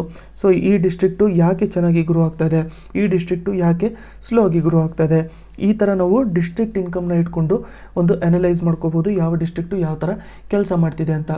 ನೆಕ್ಸ್ಟ್ ಇನ್ನೊಂದು ಪಾಯಿಂಟ್ ಏನು ಹೇಳ್ತಾರೆ ಅಂತಂದರೆ, ನಮ್ಮ ಸ್ಟೇಟಿನ ಎಕ್ಸ್ಪೆಂಡಿಚರ್ ಏನಿದೆಯಲ್ಲ, ನಮ್ಮ ಸ್ಟೇಟಿನ ಎಕ್ಸ್ಪೆಂಡಿಚರು ಬಜೆಟಲ್ಲಿ ಖರ್ಚು ಮಾಡುವಂಥದ್ದು, ಈ ಖರ್ಚು ಮಾಡುವಂಥದ್ದು ಜಾಸ್ತಿ ಬೆಂಗಳೂರಾಗಿರಲಿ ಮತ್ತು ಸೌತ್ ಕರ್ನಾಟಕ ಆಗಿರಲಿ. ಸೊ ಸೌತ್ ಕರ್ನಾಟಕದಲ್ಲೇ ಜಾಸ್ತಿ ಇದನ್ನು ಖರ್ಚು ಮಾಡ್ತಾ ಇದ್ದಾರೆ ಅಂತ ಹೇಳ್ಬಿಟ್ಟು ಕೂಡ ಹೇಳ್ತಾ ಇದ್ದಾರೆ. ಸೊ ಇದನ್ನು ರಿಪೋರ್ಟ್ಸೇ ಹೇಳ್ತಾ ಇದೆ, ಬರುವಂಥದ್ದು ಎಕ್ಸ್ಪೆಂಡಿಚರ್ ಎಲ್ಲ ತುಂಬ ಜಾಸ್ತಿ ಬೆಂಗಳೂರಲ್ಲಿ ಮತ್ತು ಬೇರೆ ಸೌತ್ ಕರ್ನಾಟಕ ಡಿಸ್ಟ್ರಿಕ್ಟ್ಗಳಲ್ಲಿ ಖರ್ಚು ಮಾಡ್ತಾ ಇದ್ದಾರೆ ಅಂತ ಹೇಳ್ಬಿಟ್ಟು ಹೇಳ್ತಾ ಇದ್ದಾರೆ. ಹಾಗಂತ ನಾರ್ತ್ ಕರ್ನಾಟಕಕ್ಕೆ ಏನು ಖರ್ಚು ಮಾಡ್ತಾರೆ ಅಂತಲೇ ಇಲ್ಲ. ಸೊ ಅದು ನಾರ್ತ್ ಕರ್ನಾಟಕಕ್ಕೂ ಕೂಡ ಖರ್ಚು ಮಾಡೋದಕ್ಕೋಸ್ಕರ ಸ್ಪೆಷಲ್ ಡೆವಲಪ್ಮೆಂಟ್ ಪ್ಲ್ಯಾನ್ಸ್ನ ಮಾಡ್ಕೊಂಡಿದ್ದಾರೆ, SDP ಅಂತ ಹೇಳ್ಬಿಟ್ಟು ನಾವು ಕರಿತೀವಿ. ಸೊ ಸ್ಪೆಷಲ್ ಡೆವಲಪ್ಮೆಂಟ್ ಪ್ಲ್ಯಾನ್ಸು ಇದು ನಾರ್ತ್ ಕರ್ನಾಟಕದಲ್ಲಿರುವಂಥದ್ದು ಇನ್ಈಕ್ವಾಲಿಟೀಸು ಮತ್ತು ಏನು ಹಿಂದೆ ಉಳ್ಕೊಂಡಿದೆ ಅಂತ ಹೇಳ್ಬಿಟ್ಟು ನಾವೇನು ಹೇಳ್ತೀವಿ ನಾರ್ತ್ ಕರ್ನಾಟಕ ಸೌತ್ ಕರ್ನಾಟಕಕ್ಕೆ ಕಂಪೇರ್ ಮಾಡಿಕೊಂಡ್ರೆ ಅದನ್ನು ಅಡ್ರೆಸ್ ಮಾಡ್ಕೊಳ್ಳೋದಕ್ಕೋಸ್ಕರ ನಮಗೆ SDP ಅಥವಾ ಸ್ಪೆಷಲ್ ಡೆವಲಪ್ಮೆಂಟ್ ಪ್ಲ್ಯಾನ್ಸ್ಗಳು ಕೂಡ ಮಾಡ್ಕೊಂಡ್ಬಿಟ್ಟಿದ್ದಾರೆ. ಬಟ್ ಈ ಡೆವಲಪ್ಮೆಂಟ್ ಪ್ಲ್ಯಾನ್ಸ್ ಮಾಡ್ಕೊಂಡಿದ್ರೂ ಕೂಡ ಇವುಗಳ ಇಂಪ್ಲಿಮೆಂಟೇಷನ್ ಕರೆಕ್ಟಾಗಿ ಆಗ್ತಾಯಿಲ್ಲ. ಸೊ ಪ್ಲ್ಯಾನ್ಸ್ ಎಲ್ಲ ನೀಟಾಗಿದೆ, ನಮಗೆ ಆ ಪ್ಲ್ಯಾನ್ಸಲ್ಲಿ ಏನೇನು ಮಾಡಬೇಕು ಅಂತಲೂ ಕೂಡ ಕರೆಕ್ಟಾಗಿದೆ, ಅದರ ಇಂಪ್ಲಿಮೆಂಟೇಷನ್ ಫೇಸಸ್ಸು ಕೂಡ ಯಾವ ಥರ ಇರಬೇಕು ಅಂತ ಹೇಳ್ಬಿಟ್ಟಿದೆ. ಬಟ್ ಇಂಪ್ಲಿಮೆಂಟೇಷನ್ ಕರೆಕ್ಟಾಗಿ ಆಗ್ತಾಯಿಲ್ಲ ಅಂತ ಹೇಳ್ಬಿಟ್ಟು ಹೇಳ್ತಾ ಇದ್ದಾರೆ. ಸೊ ಇಂಪ್ಲಿಮೆಂಟೇಷನ್ ಯಾಕೆ ಆಗ್ತಿಲ್ಲ ಅಂತ ಹೇಳ್ಬಿಟ್ಟು ನಾವು ನೋಡಿಕೊಂಡ್ರೆ ನೋಡಿ, ಪೊಲಿಟಿಕಲ್ ವಿಲ್ ಇಲ್ಲ. ಸೊ ಪೊಲಿಟಿಕಲ್ ವಿಲ್ ಎಲ್ಲಿವರೆಗೂ ಇರಲ್ವಲ್ಲ ಅಲ್ಲಿವರೆಗೂ ಇಂಪ್ಲಿಮೆಂಟೇಷನ್ ನಮಗೆ ಆಗಲ್ಲ. ಎಲ್ಲಿವರೆಗೂ ನಮಗೆ ಇಂಪ್ಲಿಮೆಂಟೇಷನ್ ಆಗಲ್ಲ ಅಲ್ಲಿವರೆಗೂ ನಮಗೆ ನಾರ್ತ್ ಕರ್ನಾಟಕ ಸೌತ್ ಕರ್ನಾಟಕ ಮತ್ತು ಬೇರೆ ಡಿಸ್ಟ್ರಿಕ್ಟ್ಸ್ ಮಧ್ಯದಲ್ಲಿ ಡಿಸ್ಪ್ಯಾರಿಟೀಸು ಇಂಬ್ಯಾಲೆನ್ಸಸ್ಸು ಕಂಟಿನ್ಯೂಸ್ ಆಗಿ ಇದ್ದೇ ಇರುತ್ತೆ ಅಂತ ಹೇಳ್ಬಿಟ್ಟು ಹೇಳ್ತಾ ಇದ್ದಾರೆ. ಸೊ ಈ ಥರ ಇರಬೇಕಾದ್ರೆ ಒಂದು ಸೊಲ್ಯೂಷನ್ ಅಂತ ನಾವೇನು ಕೊಡ್ಬೋದು, ಇದಕ್ಕೆ ನಾವು ಸೊಲ್ಯೂಷನ್ ಏನು ಕೊಡ್ಬೋದು ಅಂತಂದರೆ, ಫಸ್ಟ್ ಆಫ್ ಆಲು ಇನ್ಫ್ರಾಸ್ಟ್ರಕ್ಚರ್ನ ಇಂಪ್ರೂವ್ ಮಾಡಬೇಕು ಇದರಲ್ಲಿ. ಸೊ ಇನ್ಫ್ರಾಸ್ಟ್ರಕ್ಚರ್ನ ಇಂಪ್ರೂವ್ ಮಾಡಿದ್ರೆ ಏನಾಗುತ್ತೆ, ನಮಗೆ ಪ್ರೈವೇಟ್ ಸೆಕ್ಟರ್ ಬರುತ್ತೆ. ಪ್ರೈವೇಟ್ ಸೆಕ್ಟರ್ ಬಂದುಬಿಟ್ರೆ ಏನಾಗುತ್ತೆ, ಇದರಲ್ಲಿ ನಮಗೆ ಇನ್ವೆಸ್ಟ್ಮೆಂಟ್ ತುಂಬ ಚೆನ್ನಾಗಾಗುತ್ತೆ. ಪ್ರೈವೇಟ್ ಸೆಕ್ಟರ್ ಬರೋವಂಥದ್ದು ಇನ್ವೆಸ್ಟ್ಮೆಂಟಿಂದ ಏನಾಗುತ್ತೆ ಅಂತಂದರೆ ಡೆವಲಪ್ಮೆಂಟು ಕೂಡ ತುಂಬ ಚೆನ್ನಾಗಿ ಆಗುತ್ತೆ. ಮತ್ತು ಇನ್ನೊಂದು ಇದರಲ್ಲಿ ಸ್ಟಡೀಸ್ನ ಮಾಡ್ಕೊಂಡಿದ್ದಾರೆ, ಆ ಸ್ಟಡೀಸ್ಗಳು ಏನು ಹೇಳುತ್ತೆ ಅನ್ನೋದು ಕೂಡ ಇಂಪಾರ್ಟೆಂಟು. ಸೊ ಕೆಲವೊಂದು ಸ್ಟಡೀಸ್ ಏನು ಹೇಳುತ್ತೆ ಅಂತಂದರೆ, ತುಂಬ ವೆಲ್ ಆಫ್ ಇರುವಂಥದ್ದು ಡಿಸ್ಟ್ರಿಕ್ಟ್ಸು. ವೆಲ್ ಆಫ್ ಡಿಸ್ಟ್ರಿಕ್ಟ್ಸ್ ಅಂತಂದರೆ ಏನು, ಸ್ವಲ್ಪ ರಿಚ್ ಇರುವಂಥದ್ದು ಡಿಸ್ಟ್ರಿಕ್ಟ್ಸು. ಎಕ್ಸಾಂಪಲು ಬೆಂಗಳೂರನ್ನ ನಾವು ತೊಗೋಬೋದು. ಸೊ ಸ್ವಲ್ಪ ವೆಲ್ ಆಫ್ ಇರುವಂಥದ್ದು ಡಿಸ್ಟ್ರಿಕ್ಟ್ಸು. ನೆಕ್ಸ್ಟ್ ಇನ್ನೊಂದು ಟೈಪ್ ಆಫ್ ಡಿಸ್ಟ್ರಿಕ್ಟ್ಸ್ ಯಾವುದು, ಸ್ವಲ್ಪ ವೆಲ್ ಆಫ್ ಇಲ್ಲದೆ ಇರುವಂಥದ್ದು ಡಿಸ್ಟ್ರಿಕ್ಟ್ಸು. ಸೊ ಪೂವರ್ ಅಂತ ಹೇಳೋದಕ್ಕಿಂತ ವೆಲ್ ಆಫ್ ಇಲ್ಲದೆ ಇರುವಂಥದ್ದು ಡಿಸ್ಟ್ರಿಕ್ಟ್ಸು. ಸೊ ವೆಲ್ ಆಫ್ ನಮಗೆ ನೆಗೆಟಿವ್ ಆಗೋಗ್ಬಿಟ್ರೆ ಎಕ್ಸಾಂಪಲ್ ನಾವು ಹೈದರಾಬಾದ್ ಕರ್ನಾಟಕ ರೀಜನ್ ಅಥವಾ ಯಾದಗಿರಿನ ನಾವು ತೊಗೋಬೋದು. ಏನು ಹೇಳ್ತಿದ್ದಾರೆ ಸ್ಟಡಿ ಪ್ರಕಾರ ಅಂತಂದರೆ ನೋಡಿ, ಕರ್ನಾಟಕ ಜಾಸ್ತಿ ಅಮೌಂಟು ವೆಲ್ ಆಫ್ ಇರುವಂಥದ್ದು ಡಿಸ್ಟ್ರಿಕ್ಟ್ಸಲ್ಲೇ ಸ್ಪೆಂಡ್ ಮಾಡ್ತಿದೆ. ಸೊ ಇದು ಬ್ಯಾಕ್ವರ್ಡ್ ಡಿಸ್ಟ್ರಿಕ್ಟ್ಸ್ ಅಂತ ಏನೇನಿದ್ದಾವೆ ನಮ್ಮಲ್ಲಿ, ಆ ಡಿಸ್ಟ್ರಿಕ್ಟ್ಸಲ್ಲಿ ಸ್ಪೆಂಡಿಂಗು ಕರೆಕ್ಟಾಗಿ ಆಗ್ತಾಯಿಲ್ಲ. ಆ ಸ್ಪೆಂಡಿಂಗ್ ಯಾವುದ್ರ ಮೇಲೆ ಹೇಳ್ತಿದ್ದಾರೆ ಅಂತಂದರೆ ಇವರು ಪರ್ ಕ್ಯಾಪಿಟಾ ಎಕ್ಸ್ಪೆಂಡಿಚರ್. ಈ ಪರ್ ಕ್ಯಾಪಿಟಾ ಅಂತಂದರೆ ಏನು, ತಲೆಗೆ ಎಷ್ಟು ಎಕ್ಸ್ಪೆಂಡಿಚರ್ ಮಾಡ್ತಾ ಇದ್ದಾರೆ ಅಂತ, ಒಂದು ತಲೆಗೆ ಎಷ್ಟು ಎಕ್ಸ್ಪೆಂಡಿಚರ್. ಸೊ ಅದೇ ನಾವು ಬೆಂಗಳೂರಲ್ಲಿ ಕಂಪೇರ್ ಮಾಡಿಕೊಂಡ್ರೆ ಜಾಸ್ತಿ ಖರ್ಚು ಮಾಡ್ತಾ ಇದ್ದಾರೆ, ಯಾದಗಿರಿಯಲ್ಲಿ ಕಂಪೇರ್ ಮಾಡಿಕೊಂಡ್ರೆ ಕಮ್ಮಿ ಖರ್ಚು ಮಾಡ್ತಾ ಇದ್ದಾರೆ. ಯಾವ್ಯಾವ ಸೆಕ್ಟರಲ್ಲಿ, ಹೆಲ್ತಲ್ಲಾಗಿರ್ಬೋದು, ಎಜುಕೇಷನಲ್ಲಾಗಿರ್ಬೋದು, ಇವೆಲ್ಲದರಲ್ಲೂ ಕೂಡ ಬೆಂಗಳೂರು ಮತ್ತು ಸಿಮಿಲರ್ ಇರುವಂಥದ್ದು ಸ್ವಲ್ಪ ವೆಲ್ ಆಫ್ ಇರುವಂಥದ್ದು ಡಿಸ್ಟ್ರಿಕ್ಟ್ಸ್ಗಳಲ್ಲಿ ತುಂಬ ಜಾಸ್ತಿ ಖರ್ಚು ಮಾಡ್ತಾ ಇದ್ದಾರೆ ಅಮೌಂಟ್ನ. ಬಟ್ ಅದೇ ನಾವು ಯಾದಗಿರಿ ರೀಜನು ಮತ್ತು ಅದೇ ಥರ ಬ್ಯಾಕ್ವರ್ಡ್ ಡಿಸ್ಟ್ರಿಕ್ಟ್ಸ್ ಅಂತ ಏನಿದ್ದಾವೆ, ಸ್ವಲ್ಪ ಹಿಂದುಳ್ಕೊಂಡಿದ್ದಾವೆ ಕಾಂಪಿಟೇಷನಲ್ಲಿ ಅಥವಾ ಅಲ್ಲಿ ಡೆವಲಪ್ಮೆಂಟಲ್ಲಿ ಸ್ವಲ್ಪ ಹಿಂದುಳ್ಕೊಂಡಿರುವಂಥ ಡಿಸ್ಟ್ರಿಕ್ಟ್ಸಲ್ಲಿ ಸ್ವಲ್ಪ ಕಮ್ಮಿ ಎಕ್ಸ್ಪೆಂಡಿಚರ್ ಮಾಡ್ತಿದ್ದಾರೆ ಅಂತ ಹೇಳ್ಬಿಟ್ಟು ಹೇಳ್ತಾ ಇದ್ದಾರೆ. ಸೊ ಅದು ಕಂಪ್ಲೀಟ್ ನಮಗೆ ಎಕನಾಮಿಕ್ ಸರ್ವೆಯಲ್ಲಿ ಏನು ಕೊಟ್ಟಿದ್ದಾರಲ್ಲ ಅದರ ರಿಲೇಟೆಡ್ ಕಂಪ್ಲೀಟ್ ಸಮರಿ ಅನಾಲಿಸಿಸ್ ಮಾಡ್ಕೊಂಡಿದ್ದಾರೆ. ಇದನ್ನೇ ನಾನು ಒಂದು ಸಪ್ರೇಟ್ ವೀಡಿಯೋಗೆ ಹಾಕಿರ್ತೀನಿ, ಅದು ಕೂಡ ಹೆಲ್ಪ್ಫುಲ್ ಆಗಿರುತ್ತೆ. ನೀವು ರೀಜ್ನಲ್ ಇಂಬ್ಯಾಲೆನ್ಸಸ್ ಆಗಿರಲಿ ಅಥವಾ ನಮಗೆ ರೂರಲ್ ಡೆವಲಪ್ಮೆಂಟಲ್ಲಿ ಡಿಸ್ಪ್ಯಾರಿಟೀಸ್ ಇಂಡೆಕ್ಸಸ್ ನಾವೇನಾದ್ರು ನೋಡ್ಕೋಬೇಕು ಅಂತಂದರೆ ಅದನ್ನು ನೋಡ್ಕೊಂಡ್ರೆ ತುಂಬ ಹೆಲ್ಪ್ಫುಲ್ ಆಗಿರುತ್ತೆ ನಮಗೆ ಎಕ್ಸಾಮಲ್ಲಿ ಆನ್ಸರ್ ಮಾಡೋಕ್ಕೆ. ನೆಕ್ಸ್ಟು ಒಂದು most important article especially defence ಬಗ್ಗೆ ನಾವು ಡಿಸ್ಕಸ್ ಮಾಡ್ಕೊಳ್ಳೋಣ. ಇದರಲ್ಲಿ ಏನು ಹೇಳ್ತಿದ್ದಾರೆ ಅಂತಂದರೆ ಇಂಡಿಯಾ ಬಂದ್ಬಿಟ್ಟು ಇವಾಗ ಸೆಕೆಂಡ್ ಪೊಸಿಷನ್ನಲ್ಲಿದೆ ಆರ್ಮ್ಸ್ಗಳನ್ನ ಇಂಪೋರ್ಟ್ ಮಾಡ್ಕೊಳ್ಳೋದ್ರಲ್ಲಿ. ಸೊ ಫಸ್ಟ್ ಪೊಸಿಷನಲ್ಲಿ ಯಾವುದಿದೆ ಅಂತ ಹೇಳ್ಬಿಟ್ಟು ಒಂದ್ಸರಿ ನಾವು ನೋಡ್ಕೊಳ್ಳೋಣ. ಅದಾದಮೇಲೆ ಇದ್ರ ಮೇಲೆ ಏನಿದೆ ಎಕ್ಸ್ಪ್ಲನೇಷನ್ ಅದನ್ನು ನೋಡ್ಕೊಂಡಿರೋಣ. ಇವಾಗ ಫಸ್ಟ್ ಪೊಸಿಷನಲ್ಲಿ ಸೌದಿ ಅರೇಬಿಯಾ ಇದೆ. ಸೊ ಇಡೀ ವರ್ಲ್ಡಲ್ಲಿ 100% ಏನಾದ್ರು ಕಂಟ್ರಿಗಳೇನಾದ್ರು ಇಂಪೋರ್ಟ್ ಮಾಡ್ಕೊತಾ ಇದ್ದರೆ ಅದರಲ್ಲಿ 12% ಬಂದ್ಬಿಟ್ಟು ಸೌದಿ ಅರೇಬಿಯಾನೇ ಇಂಪೋರ್ಟ್ ಮಾಡ್ಕೊತಾ ಇದೆ. ಸೆಕೆಂಡ್ ಪೊಸಿಷನಲ್ಲಿ ಇಂಡಿಯಾ ಇದೆ 9.5%, ಥರ್ಡಲ್ಲಿ ಈಜಿಪ್ಟು, ಫೋರ್ತಲ್ಲಿ ಆಸ್ಟ್ರೇಲಿಯಾ, 11th ಪೊಸಿಷನಲ್ಲಿ ನಮಗೆ ಪಾಕಿಸ್ತಾನ ಇದೆ. ಸೊ ಇದ್ರ ಬಗ್ಗೆ ನಾವು ಸ್ವಲ್ಪ ಡೀಟೇಲ್ ಆಗಿ ಡಿಸ್ಕಷನ್ ಮಾಡ್ಕೊಂಡಿರೋಣ, ಯಾಕಂತಂದರೆ ಡಿಫೆನ್ಸ್ ರಿಲೇಟೆಡ್ ಆಗಿರೋದ್ರಿಂದ ತುಂಬ ಇಂಪಾರ್ಟೆಂಟ್ ಆಗಿರುತ್ತೆ. ಫಸ್ಟ್ ಆಫ್ ಆಲ್ ನಾವು ನೋಡ್ಕೋಬೇಕು ಅಂತಂದರೆ ಇಂಡಿಯಾ ಯಾವ ಪೊಸಿಷನಲ್ಲಿದೆ, ಇಂಡಿಯಾ ಇವಾಗ ಸೆಕೆಂಡ್ ಪೊಸಿಷನಲ್ಲಿದೆ. ಫಸ್ಟ್ ಪೊಸಿಷನಲ್ಲಿ ಯಾವುದಿದೆ ಅಂತ ಹೇಳ್ಬಿಟ್ಟು ನಾವು ನೋಡ್ಕೊಂಡ್ವಿ, ಫಸ್ಟ್ ಪೊಸಿಷನಲ್ಲಿ ನಮಗೆ ಸೌದಿ ಅರೇಬಿಯಾ ಇದೆ ಅಂತ ಹೇಳ್ಬಿಟ್ಟು ನಾವು ನೋಡ್ಕೊಂಡ್ವಿ. ಇದರಿಂದ ನಮಗೇನು ಗೊತ್ತಾಗುತ್ತೆ ಅಂತಂದರೆ ಇಂಡಿಯಾ ಕಮ್ಮಿ ಇಂಪೋರ್ಟ್ ಮಾಡ್ಕೊತಾ ಇದೆ ಅಂತ ಅಲ್ಲ, ಅದೊಂದು ಪರ್ಸೆಪ್ಷನ್ ಅಂದ್ಕೊಂಡ್ಬಿಟ್ಟಿದ್ದಾರೆ ಇಂಡಿಯಾ ಕಮ್ಮಿ ಇವಾಗ ವೆಪನ್ಸ್ಗಳನ್ನ ಇಂಪೋರ್ಟ್ ಮಾಡ್ಕೊತಾ ಇದೆ ಅಂತ. ಆ ಥರ ಅಲ್ಲ, ಅದು ಆ್ಯಕ್ಚುಲಾಗಿ ಏನಾಗಿದೆ ಅಂತಂದರೆ ನಮ್ಮ ಇಂಪೋರ್ಟು ನಾವೇನು ತರಿಸ್ಕೊತೀವಿ ವೆಪನ್ಸ್ಗಳನ್ನ ಅದನ್ನು ನಾವು 2009 to 2013ಇಂದ 2014 ಮತ್ತು 2018 ಮಧ್ಯದಲ್ಲಿ ನಾವೇನಾದರೂ ನೋಡಿಕೊಂಡ್ರೆ ಅದು ಡಿಕ್ರೀಸ್ ಆಗಿದೆ. ನಾವು ತರಿಸ್ಕೊತಾ ಇರೋಂಥದ್ದು ವೆಪನ್ಸು ಡಿಕ್ರೀಸ್ ಆಗಿದೆ, ಆಲ್ಮೋಸ್ಟು 24% ಅಷ್ಟು ಡಿಕ್ರೀಸ್ ಆಗೋಗ್ಬಿಟ್ಟಿದೆ. ಯಾವ್ಯಾವುದು ನಾವು ತರಿಸ್ಕೊತಾ ಇದ್ವಿ ಅಂತಂದರೆ ಎಕ್ಸಾಂಪಲ್ ನಾವು ರಷ್ಯಾದಿಂದ 2001ನಲ್ಲಿ ನಾವೇನು ತರಿಸ್ಕೊಂಡಿದ್ವಿ ಅಂತಂದರೆ ಕಾಂಬ್ಯಾಟ್ ಏರ್ಕ್ರಾಫ್ಟು ಆರ್ಡರ್ ಮಾಡಿದ್ವಿ, ಅದು ನಮಗಿನ್ನೂ ಬಂದಿಲ್ಲ. ನೆಕ್ಸ್ಟು ಸಬ್ಮರೀನ್ಗಳು ಆರ್ಡರ್ ಮಾಡಿದ್ವಿ ನಾವು ಫ್ರಾನ್ಸಿಂದ, 2008ಅಲ್ಲಿ ನಾವು ಸಬ್ಮರೀನ್ ಆರ್ಡರ್ ಮಾಡಿದ್ವಿ ಫ್ರಾನ್ಸಿಂದ, ಅದು ಕೂಡ ನಮಗೆ ಇವಾಗವರೆಗೂ ಬಂದಿಲ್ಲ. ಸೊ ಹೇಳೋವಂಥದ್ದು ಮೀನಿಂಗ್ ಏನು ಅಂತಂದರೆ ನಮ್ಮ ಇಂಪೋರ್ಟು ಕಮ್ಮಿ ಆಗಿರುವಂಥದ್ದು, ನಾವು ಸೆಕೆಂಡ್ ಪೊಸಿಷನಲ್ಲಿ ಇರುವಂಥದ್ದು ನಾವು ಕಮ್ಮಿ ಇಂಪೋರ್ಟ್ ಮಾಡ್ತಿದ್ದೀವಿ ಅಂತಲ್ಲ, ಬಟ್ ಇಂಪೋರ್ಟ್ ಮಾಡಿರುವಂಥದ್ದು ಡಿಲೇ ಆಗ್ತಾ ಇದ್ದಾವೆ. ಇಲ್ಲಿ ಬರೋದಕ್ಕೆ ನಮಗೆ ತುಂಬ ಜಾಸ್ತಿ ಡಿಲೇ ಆಗ್ತಾ ಇದ್ದಾರೆ, partly due to delay in delivery ಮಾಡ್ಕೊತಾ ಇರೋದು ತುಂಬ ಡಿಲೇ ಆಗ್ತಿದೆ. ಥರ್ಡ್ ಪಾಯಿಂಟ್ ನಾವು ನೋಡ್ಕೋಬೇಕು ಅಂತಂದರೆ ನಾವು ಮುಂಚೆ ರಷ್ಯಾದಿಂದ ಆಲ್ಮೋಸ್ಟು 76% ಅಷ್ಟು ನಾವು ವೆಪನ್ಸು ಎಲ್ಲದೂ ರಷ್ಯಾದಿಂದನೇ ತರಿಸ್ಕೊತಾ ಇದ್ವಿ. ಬಟ್ ಇವಾಗ ರಷ್ಯಾದಿಂದ ತರಿಸ್ಕೊಳ್ಳೋವಂಥದ್ದು 58% ಆಗೋಗ್ಬಿಟ್ಟಿದೆ. ಇವಾಗ ರೀಸೆಂಟ್ ಇಯರ್ಸಲ್ಲಿ ನಾವು ಕಂಪೇರ್ ಮಾಡಿಕೊಂಡ್ರೆ 4-5 ವರ್ಷದಲ್ಲಿ ರಷ್ಯಾದಿಂದ ತರಿಸ್ಕೊಳ್ಳೋವಂಥದ್ದು ಕಮ್ಮಿ ಆಗೋಗ್ಬಿಟ್ಟಿದೆ. ಹಾಗಂತ ನಮ್ಮದು ರಷ್ಯಾದು ರಿಲೇಷನ್ಶಿಪ್ ಏನು ಸರಿ ಇಲ್ಲ ಅಂತಲ್ಲ, ಆ್ಯಕ್ಚುಲಾಗಿ ನಾವು ನೋಡ್ಕೋಬೇಕು ಅಂತಂದರೆ ನೆಕ್ಸ್ಟು 5-6 ವರ್ಷದಲ್ಲಿ ಏನಾಗುತ್ತೆ, ರಷ್ಯಾದಿಂದನೇ ನಾವು ತರಿಸ್ಕೊಳ್ಳೋವಂಥದ್ದು ಇನ್ಸ್ಟ್ರೂಮೆಂಟ್ಸು ಮತ್ತು ಆರ್ಮ್ಸು ತುಂಬ ಜಾಸ್ತಿ ಆಗಿರುತ್ತೆ. ಇಂಡಿಯಾ ಮತ್ತು ರಷ್ಯಾದಿಂದ ತರಿಸ್ಕೊಳ್ಳೋವಂಥದ್ದೇ ನಾವು ಆರ್ಮ್ಸು ತುಂಬ ಜಾಸ್ತಿ ಆಗಿರುತ್ತೆ. ಎಕ್ಸಾಂಪಲ್ ನಾವು ನೋಡ್ಕೋಬೇಕು ಅಂತಂದರೆ S-400 ಏರ್ ಡಿಫೆನ್ಸ್ ಸಿಸ್ಟಮ್ ನಾವು ತರಿಸ್ಕೊತಾ ಇದ್ದೀವಿ. ನೆಕ್ಸ್ಟು 4 ಸ್ಟೆಲ್ತ್ ಫ್ರಿಗೇಟ್ಸ್ನ ನಾವು ತರಿಸ್ಕೊತಾ ಇದ್ದೀವಿ. ಅದಾದಮೇಲೆ AK-203 ಅಸಾಲ್ಟ್ ರೈಫಲ್ಸ್ನ ನಾವು ತರಿಸ್ಕೊತಾ ಇದ್ದೀವಿ. ನೆಕ್ಸ್ಟು ರೀಸೆಂಟಾಗಿ ನಾವು ಕರೆಂಟ್ ಅಫೇರ್ಸಲ್ಲೂ ಕೂಡ ನೋಡ್ಕೊಂಡಿದ್ದೀವಿ, ನ್ಯೂಕ್ಲಿಯರ್ ಸಬ್ಮರೀನು ನಾವು ಲೀಸ್ ಮೇಲೆ ತೊಗೊತಾ ಇದ್ದೀವಿ. ನ್ಯೂಕ್ಲಿಯರ್ ಸಬ್ಮರೀನ್ ನಾವು ಲೀಸ್ ಮೇಲೆ ತೊಗೊತಾ ಇದ್ದೀವಿ. ಅದಾದಮೇಲೆ ಕಾಮೋ 226. ಸೊ ಕಾಮೋ 226T ಯುಟಿಲಿಟಿ ಹೆಲಿಕಾಪ್ಟರ್ಸ್ನು ಕೂಡ ನಾವು ಆರ್ಡರ್ ಮಾಡಿದ್ದೀವಿ. ಅದಾದಮೇಲೆ Mi-17 ಹೆಲಿಕಾಪ್ಟರ್ಸು ಕೂಡ ನಾವು ಆರ್ಡರ್ ಮಾಡ್ಕೊಂಡಿದ್ದೀವಿ. ಅದಾದಮೇಲೆ ನಾವು short range air defence system ಕೂಡ ನಾವು ಆರ್ಡರ್ ಮಾಡಿದ್ದೀವಿ. ಹೇಳೋ ಮೀನಿಂಗ್ ಏನು ಅಂತಂದರೆ, ಇವಾಗ ನಾವು ರಷ್ಯಾದಿಂದ ತರಿಸ್ಕೊತಾ ಇರೋವಂಥದ್ದು 58% ಇದೆ. ಮುಂಚೆ 76% ಇತ್ತು.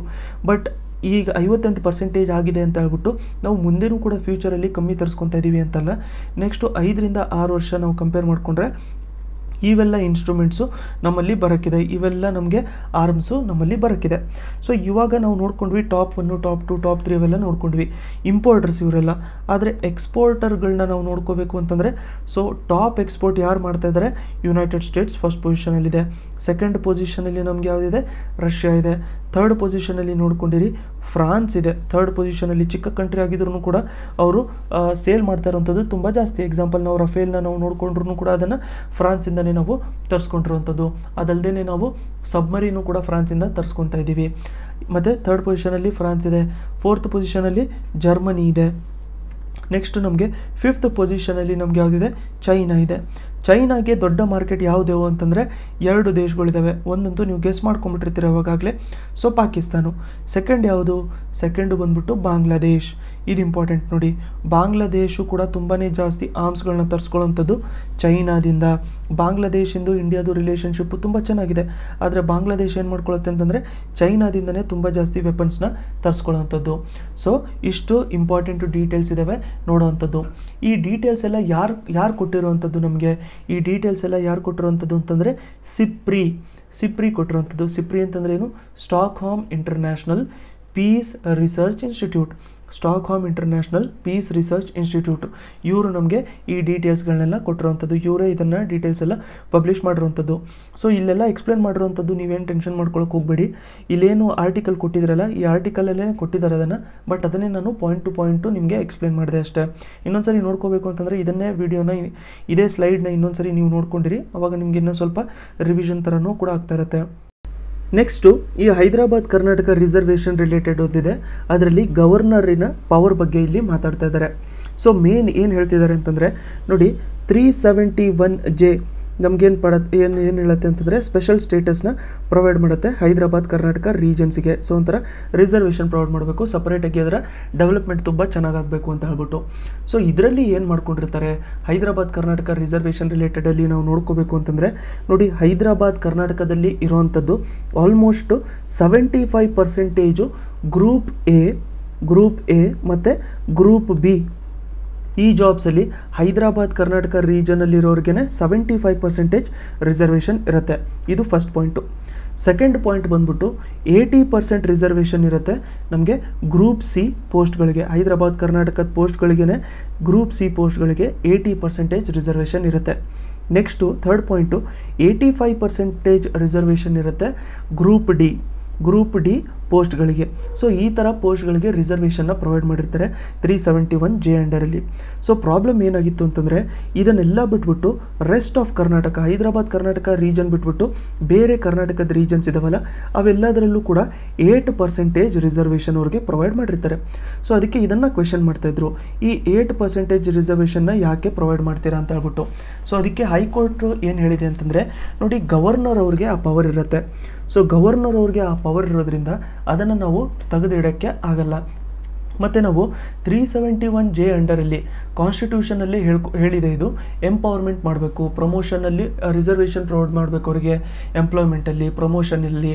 ಯಾಕಂತಂದರೆ ನಮ್ಮ ಲೆಜಿಸ್ಲೇಚರಿಂದ ಅದು ಆಬ್ಜೆಕ್ಟಿವ್ಸ್ ಆಗಿರುತ್ತೆ. ಈ ರಿಸರ್ವೇಷನ್ನ ಹೈದರಾಬಾದ್ ಕರ್ನಾಟಕ ಸ್ಟೂಡೆಂಟ್ಸು, ನಮ್ಮ ಹೈದರಾಬಾದ್ ಕರ್ನಾಟಕದ್ದು ಏನು ರೀಜನಿನ ಸ್ಟೂಡೆಂಟ್ಸ್ ಇದ್ದಾರಲ್ಲ ಅವ್ರಿಗೆ ಈ ರಿಸರ್ವೇಷನ್ನ ಪ್ರೊವೈಡ್ ಮಾಡಿದ್ರೇ ನಮಗೆ ಇನ್ಕ್ಲೂಸಿವ್ ಗ್ರೋತ್ ಆಗುವಂಥದ್ದು. ಸೊ ಈ ರಿಸರ್ವೇಷನ್ ಮೇಲೆ ಒಬ್ಬೊಬ್ರದ್ದು ಒಂದೊಂದು ಥರ ಒಪಿನಿಯನ್ ಇರುತ್ತೆ. ಒಬ್ಬೊಬ್ರು ಏನು ಹೇಳ್ತಾರೆ ಅಂತಂದರೆ ಹೈದರಾಬಾದ್ ಕರ್ನಾಟಕ ರೀಜನ್ಗೆ ಯಾಕೆ ರಿಸರ್ವೇಷನ್ನ ಪ್ರೊವೈಡ್ ಮಾಡಬೇಕು, ಇನ್ನೊಬ್ಬರು ಹೇಳ್ತಾರೆ ಹೈದರಾಬಾದ್ ಆ್ಯಂಡ್ ಕರ್ನಾಟಕ ರೀಜನಲ್ಲಿ ಅವ್ರಿಗೆ ರಿಸರ್ವೇಷನ್ ಇದೆ ಬಟ್ ಬೇರೆ ಕಡೆಗೆ ನಮಗೆ ರಿಸರ್ವೇಷನ್ ಇಲ್ಲ ಅಂತ ಹೇಳ್ಬಿಟ್ಟು ಬೇರೆಯವರೆಲ್ಲ ಹೇಳ್ತಾರೆ. ಬಟ್ ಇದರಲ್ಲಿ ಪರ್ಸ್ನಲಿ ಒಂದು ಒಪಿನಿಯನ್ ಹೇಳಬೇಕು ಅಂತಂದರೆ ನೋಡಿ, ಫಸ್ಟ್ ಆಫ್ ಆಲ್ ನಾವು ಹೈದರಾಬಾದ್ ಕರ್ನಾಟಕ ರೀಜನ್ನ ಕಂಪೇರ್ ಮಾಡಿಕೊಂಡ್ರೆ ನಾವು ಮ್ಯಾಪಲ್ಲೂ ಕೂಡ ನೋಡ್ಕೊಂಡಿದ್ರೆ ಅದೇನಾಗಿತ್ತು ಅಂತಂದರೆ ಹೈದರಾಬಾದಲ್ಲಿ ನಿಜಾಮ್ ಅವರ ರೂಲ್ ಏನಿತ್ತು, ನಿಜಾಮ್ ಅವರ ರೂಲ್ ಇರಬೇಕಾದ್ರೆ ಆ ಹೈದರಾಬಾದ್ ಕರ್ನಾಟಕ ರೀಜನ್ ಏನಿದೆಯಲ್ಲ, ಇವಾಗ ನಾವು ಕರೆಯುವಂಥ ರೀಜನ್ಸು, ಅಲ್ಲಿ ಡೆವಲಪ್ಮೆಂಟೇ ಮಾಡ್ತಾ ಇರಲಿಲ್ಲ ಅವರು. ಸೊ ಅಲ್ಲಿರುವಂಥದ್ದು ಜನರು ಏನಿದಾರಲ್ಲ, ಸೊ ಇವಾಗಲೂ ಕೂಡ ನಮ್ಮ ಫ್ರೆಂಡ್ಸ್ ಆಗಿರಲಿ ಅಥವಾ ಯಾರೇ ಆಗಿರಲಿ, ನಮ್ಮ ಸ್ಟೇಟ್ ಅವರು ಹೈದರಾಬಾದ್ ಆ್ಯಂಡ್ ಕರ್ನಾಟಕ ಡಿಸ್ಟ್ರಿಕ್ಟ್ಸಲ್ಲಿ ಏನೇನು ಇರ್ತಾರೆ ಅವ್ರಿಗೆ ರಿಸರ್ವೇಷನ್ ಪ್ರೊವೈಡ್ ಮಾಡಿದರೆ ನಮಗೆ ಈಕ್ವಲ್ ಆಗಿ ಬರೋ ಹಂಗೆ ಒಂದು ಅಪಾರ್ಚುನಿಟಿನ ಅದು ಪ್ರೊವೈಡ್ ಮಾಡುತ್ತೆ. ಅವ್ರಿಗೆ ಸ್ಪೆಷಲ್ ಸ್ಟೇಟಸ್ ಕೊಡ್ತಾರೆ ಅಂತಲ್ಲ, ಅವ್ರಿಗೆ ಮುಂಚೆ ಸ್ಟೇಟಸ್ಸೇ ಇರಲಿಲ್ಲ. ಅದಕ್ಕೋಸ್ಕರ ಇವಾಗ ಅಟ್ಲೀಸ್ಟು ಈಕ್ವಾಲಿಟಿ ನೀಟಾಗಿ ಪ್ರೊವೈಡ್ ಮಾಡ್ಕೋಬೇಕು ಅಂತ ಹೇಳ್ಬಿಟ್ಟು ಅವ್ರಿಗೆ ಈ ಥರ ರಿಸರ್ವೇಷನ್ ಪ್ರೊವೈಡ್ ಮಾಡಿರುವಂಥದ್ದು. ಅದಕ್ಕೋಸ್ಕರ ಹೈಕೋರ್ಟು ಕೂಡ ಏನು ಹೇಳ್ತು ಅಂತಂದರೆ, ನೋಡಿ ನಮಗೆ ಸ್ಟೇಟ್ ಕ್ಯಾಪಿಟಲಲ್ಲೇ ನಾವು ರಿಸರ್ವೇಷನ್ ಪ್ರೊವೈಡ್ ಮಾಡಿಲ್ಲ ಅಂತಂದರೆ ರಿಸರ್ವೇಷನಿನ basic meaning inclusive growth provide ಮಾಡುವಂಥದ್ದು ಬೇಸಿಕ್ ಮೀನಿಂಗಿಗೆ ಅದಕ್ಕೆ ಇರೋದಿಲ್ಲ. ಅದಕ್ಕೋಸ್ಕರ ಗವರ್ನರ್ಗೆ ಪವರ್ ಇರುತ್ತೆ ರಿಸರ್ವೇಷನ್ನ ಪ್ರೊವೈಡ್ ಮಾಡೋದಕ್ಕೆ. ಹೈದರಾಬಾದ್ ಕರ್ನಾಟಕ ಲಿಮಿಟಿಂದ ಹೊರಗಡೆನೂ ಕೂಡ ಪ್ರೊವೈಡ್ ಮಾಡಿದ್ರೆ ಅವರು ಪ್ರೊವೈಡ್ ಮಾಡ್ಕೋಬೋದು. ಸೊ ಇದರಲ್ಲಿ ಆ್ಯಕ್ಚುಲಾಗಿ ನಿಮ್ಗೆ ಒಪಿನಿಯನ್ ಏನಿರುತ್ತೆ ಅಂತ ಹೇಳ್ಬಿಟ್ಟು ನನಗೆ ಗೊತ್ತಿಲ್ಲ. ಬಟ್ ನಾನು ಆ್ಯಕ್ಚುಲಿ ನೋಡಿರೋ ಥರ ಇದು ರಿಸರ್ವೇಷನ್ ಏನು 371J ಪ್ರೊವೈಡ್ ಮಾಡಿದ್ದಾರೆ ಅದು ತುಂಬ ಕರೆಕ್ಟು ಅಂತ ಹೇಳ್ಬಿಟ್ಟು ನನಗೆ ಅನಿಸುತ್ತೆ.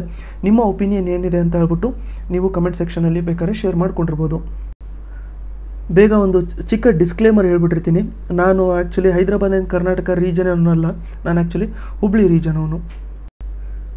ಸೊ ನಮಗೆ UPSC ಆಗಿರಲಿ KPSC ಆಗಿರಲಿ ಅದರ ರಿಲೇಟೆಡ್ಡು ಒಂದು ಕ್ವೆಶನ್ ಅಟ್ಲೀಸ್ಟ್ ಕೇಳಿರ್ತಾರೆ ನಮಗೆ UPSC KPSCಯಲ್ಲಿ ಹರಪ್ಪನ್ ಸಿವಿಲೈಸೇಷನ್ ಅಥವಾ Indus valley civilisation related. So ಅದರ ರಿಲೇಟೆಡ್ ನಮಗೆ ಯಾವುದೇ ಕರೆಂಟ್ ಅಫೇರ್ಸಲ್ಲಿ ಇದ್ರೂ ಕೂಡ ಅದನ್ನು ಒಂದ್ಸರಿ ನಾವು ಕವರ್ ಮಾಡ್ಕೊಂಡಿರಬೇಕು.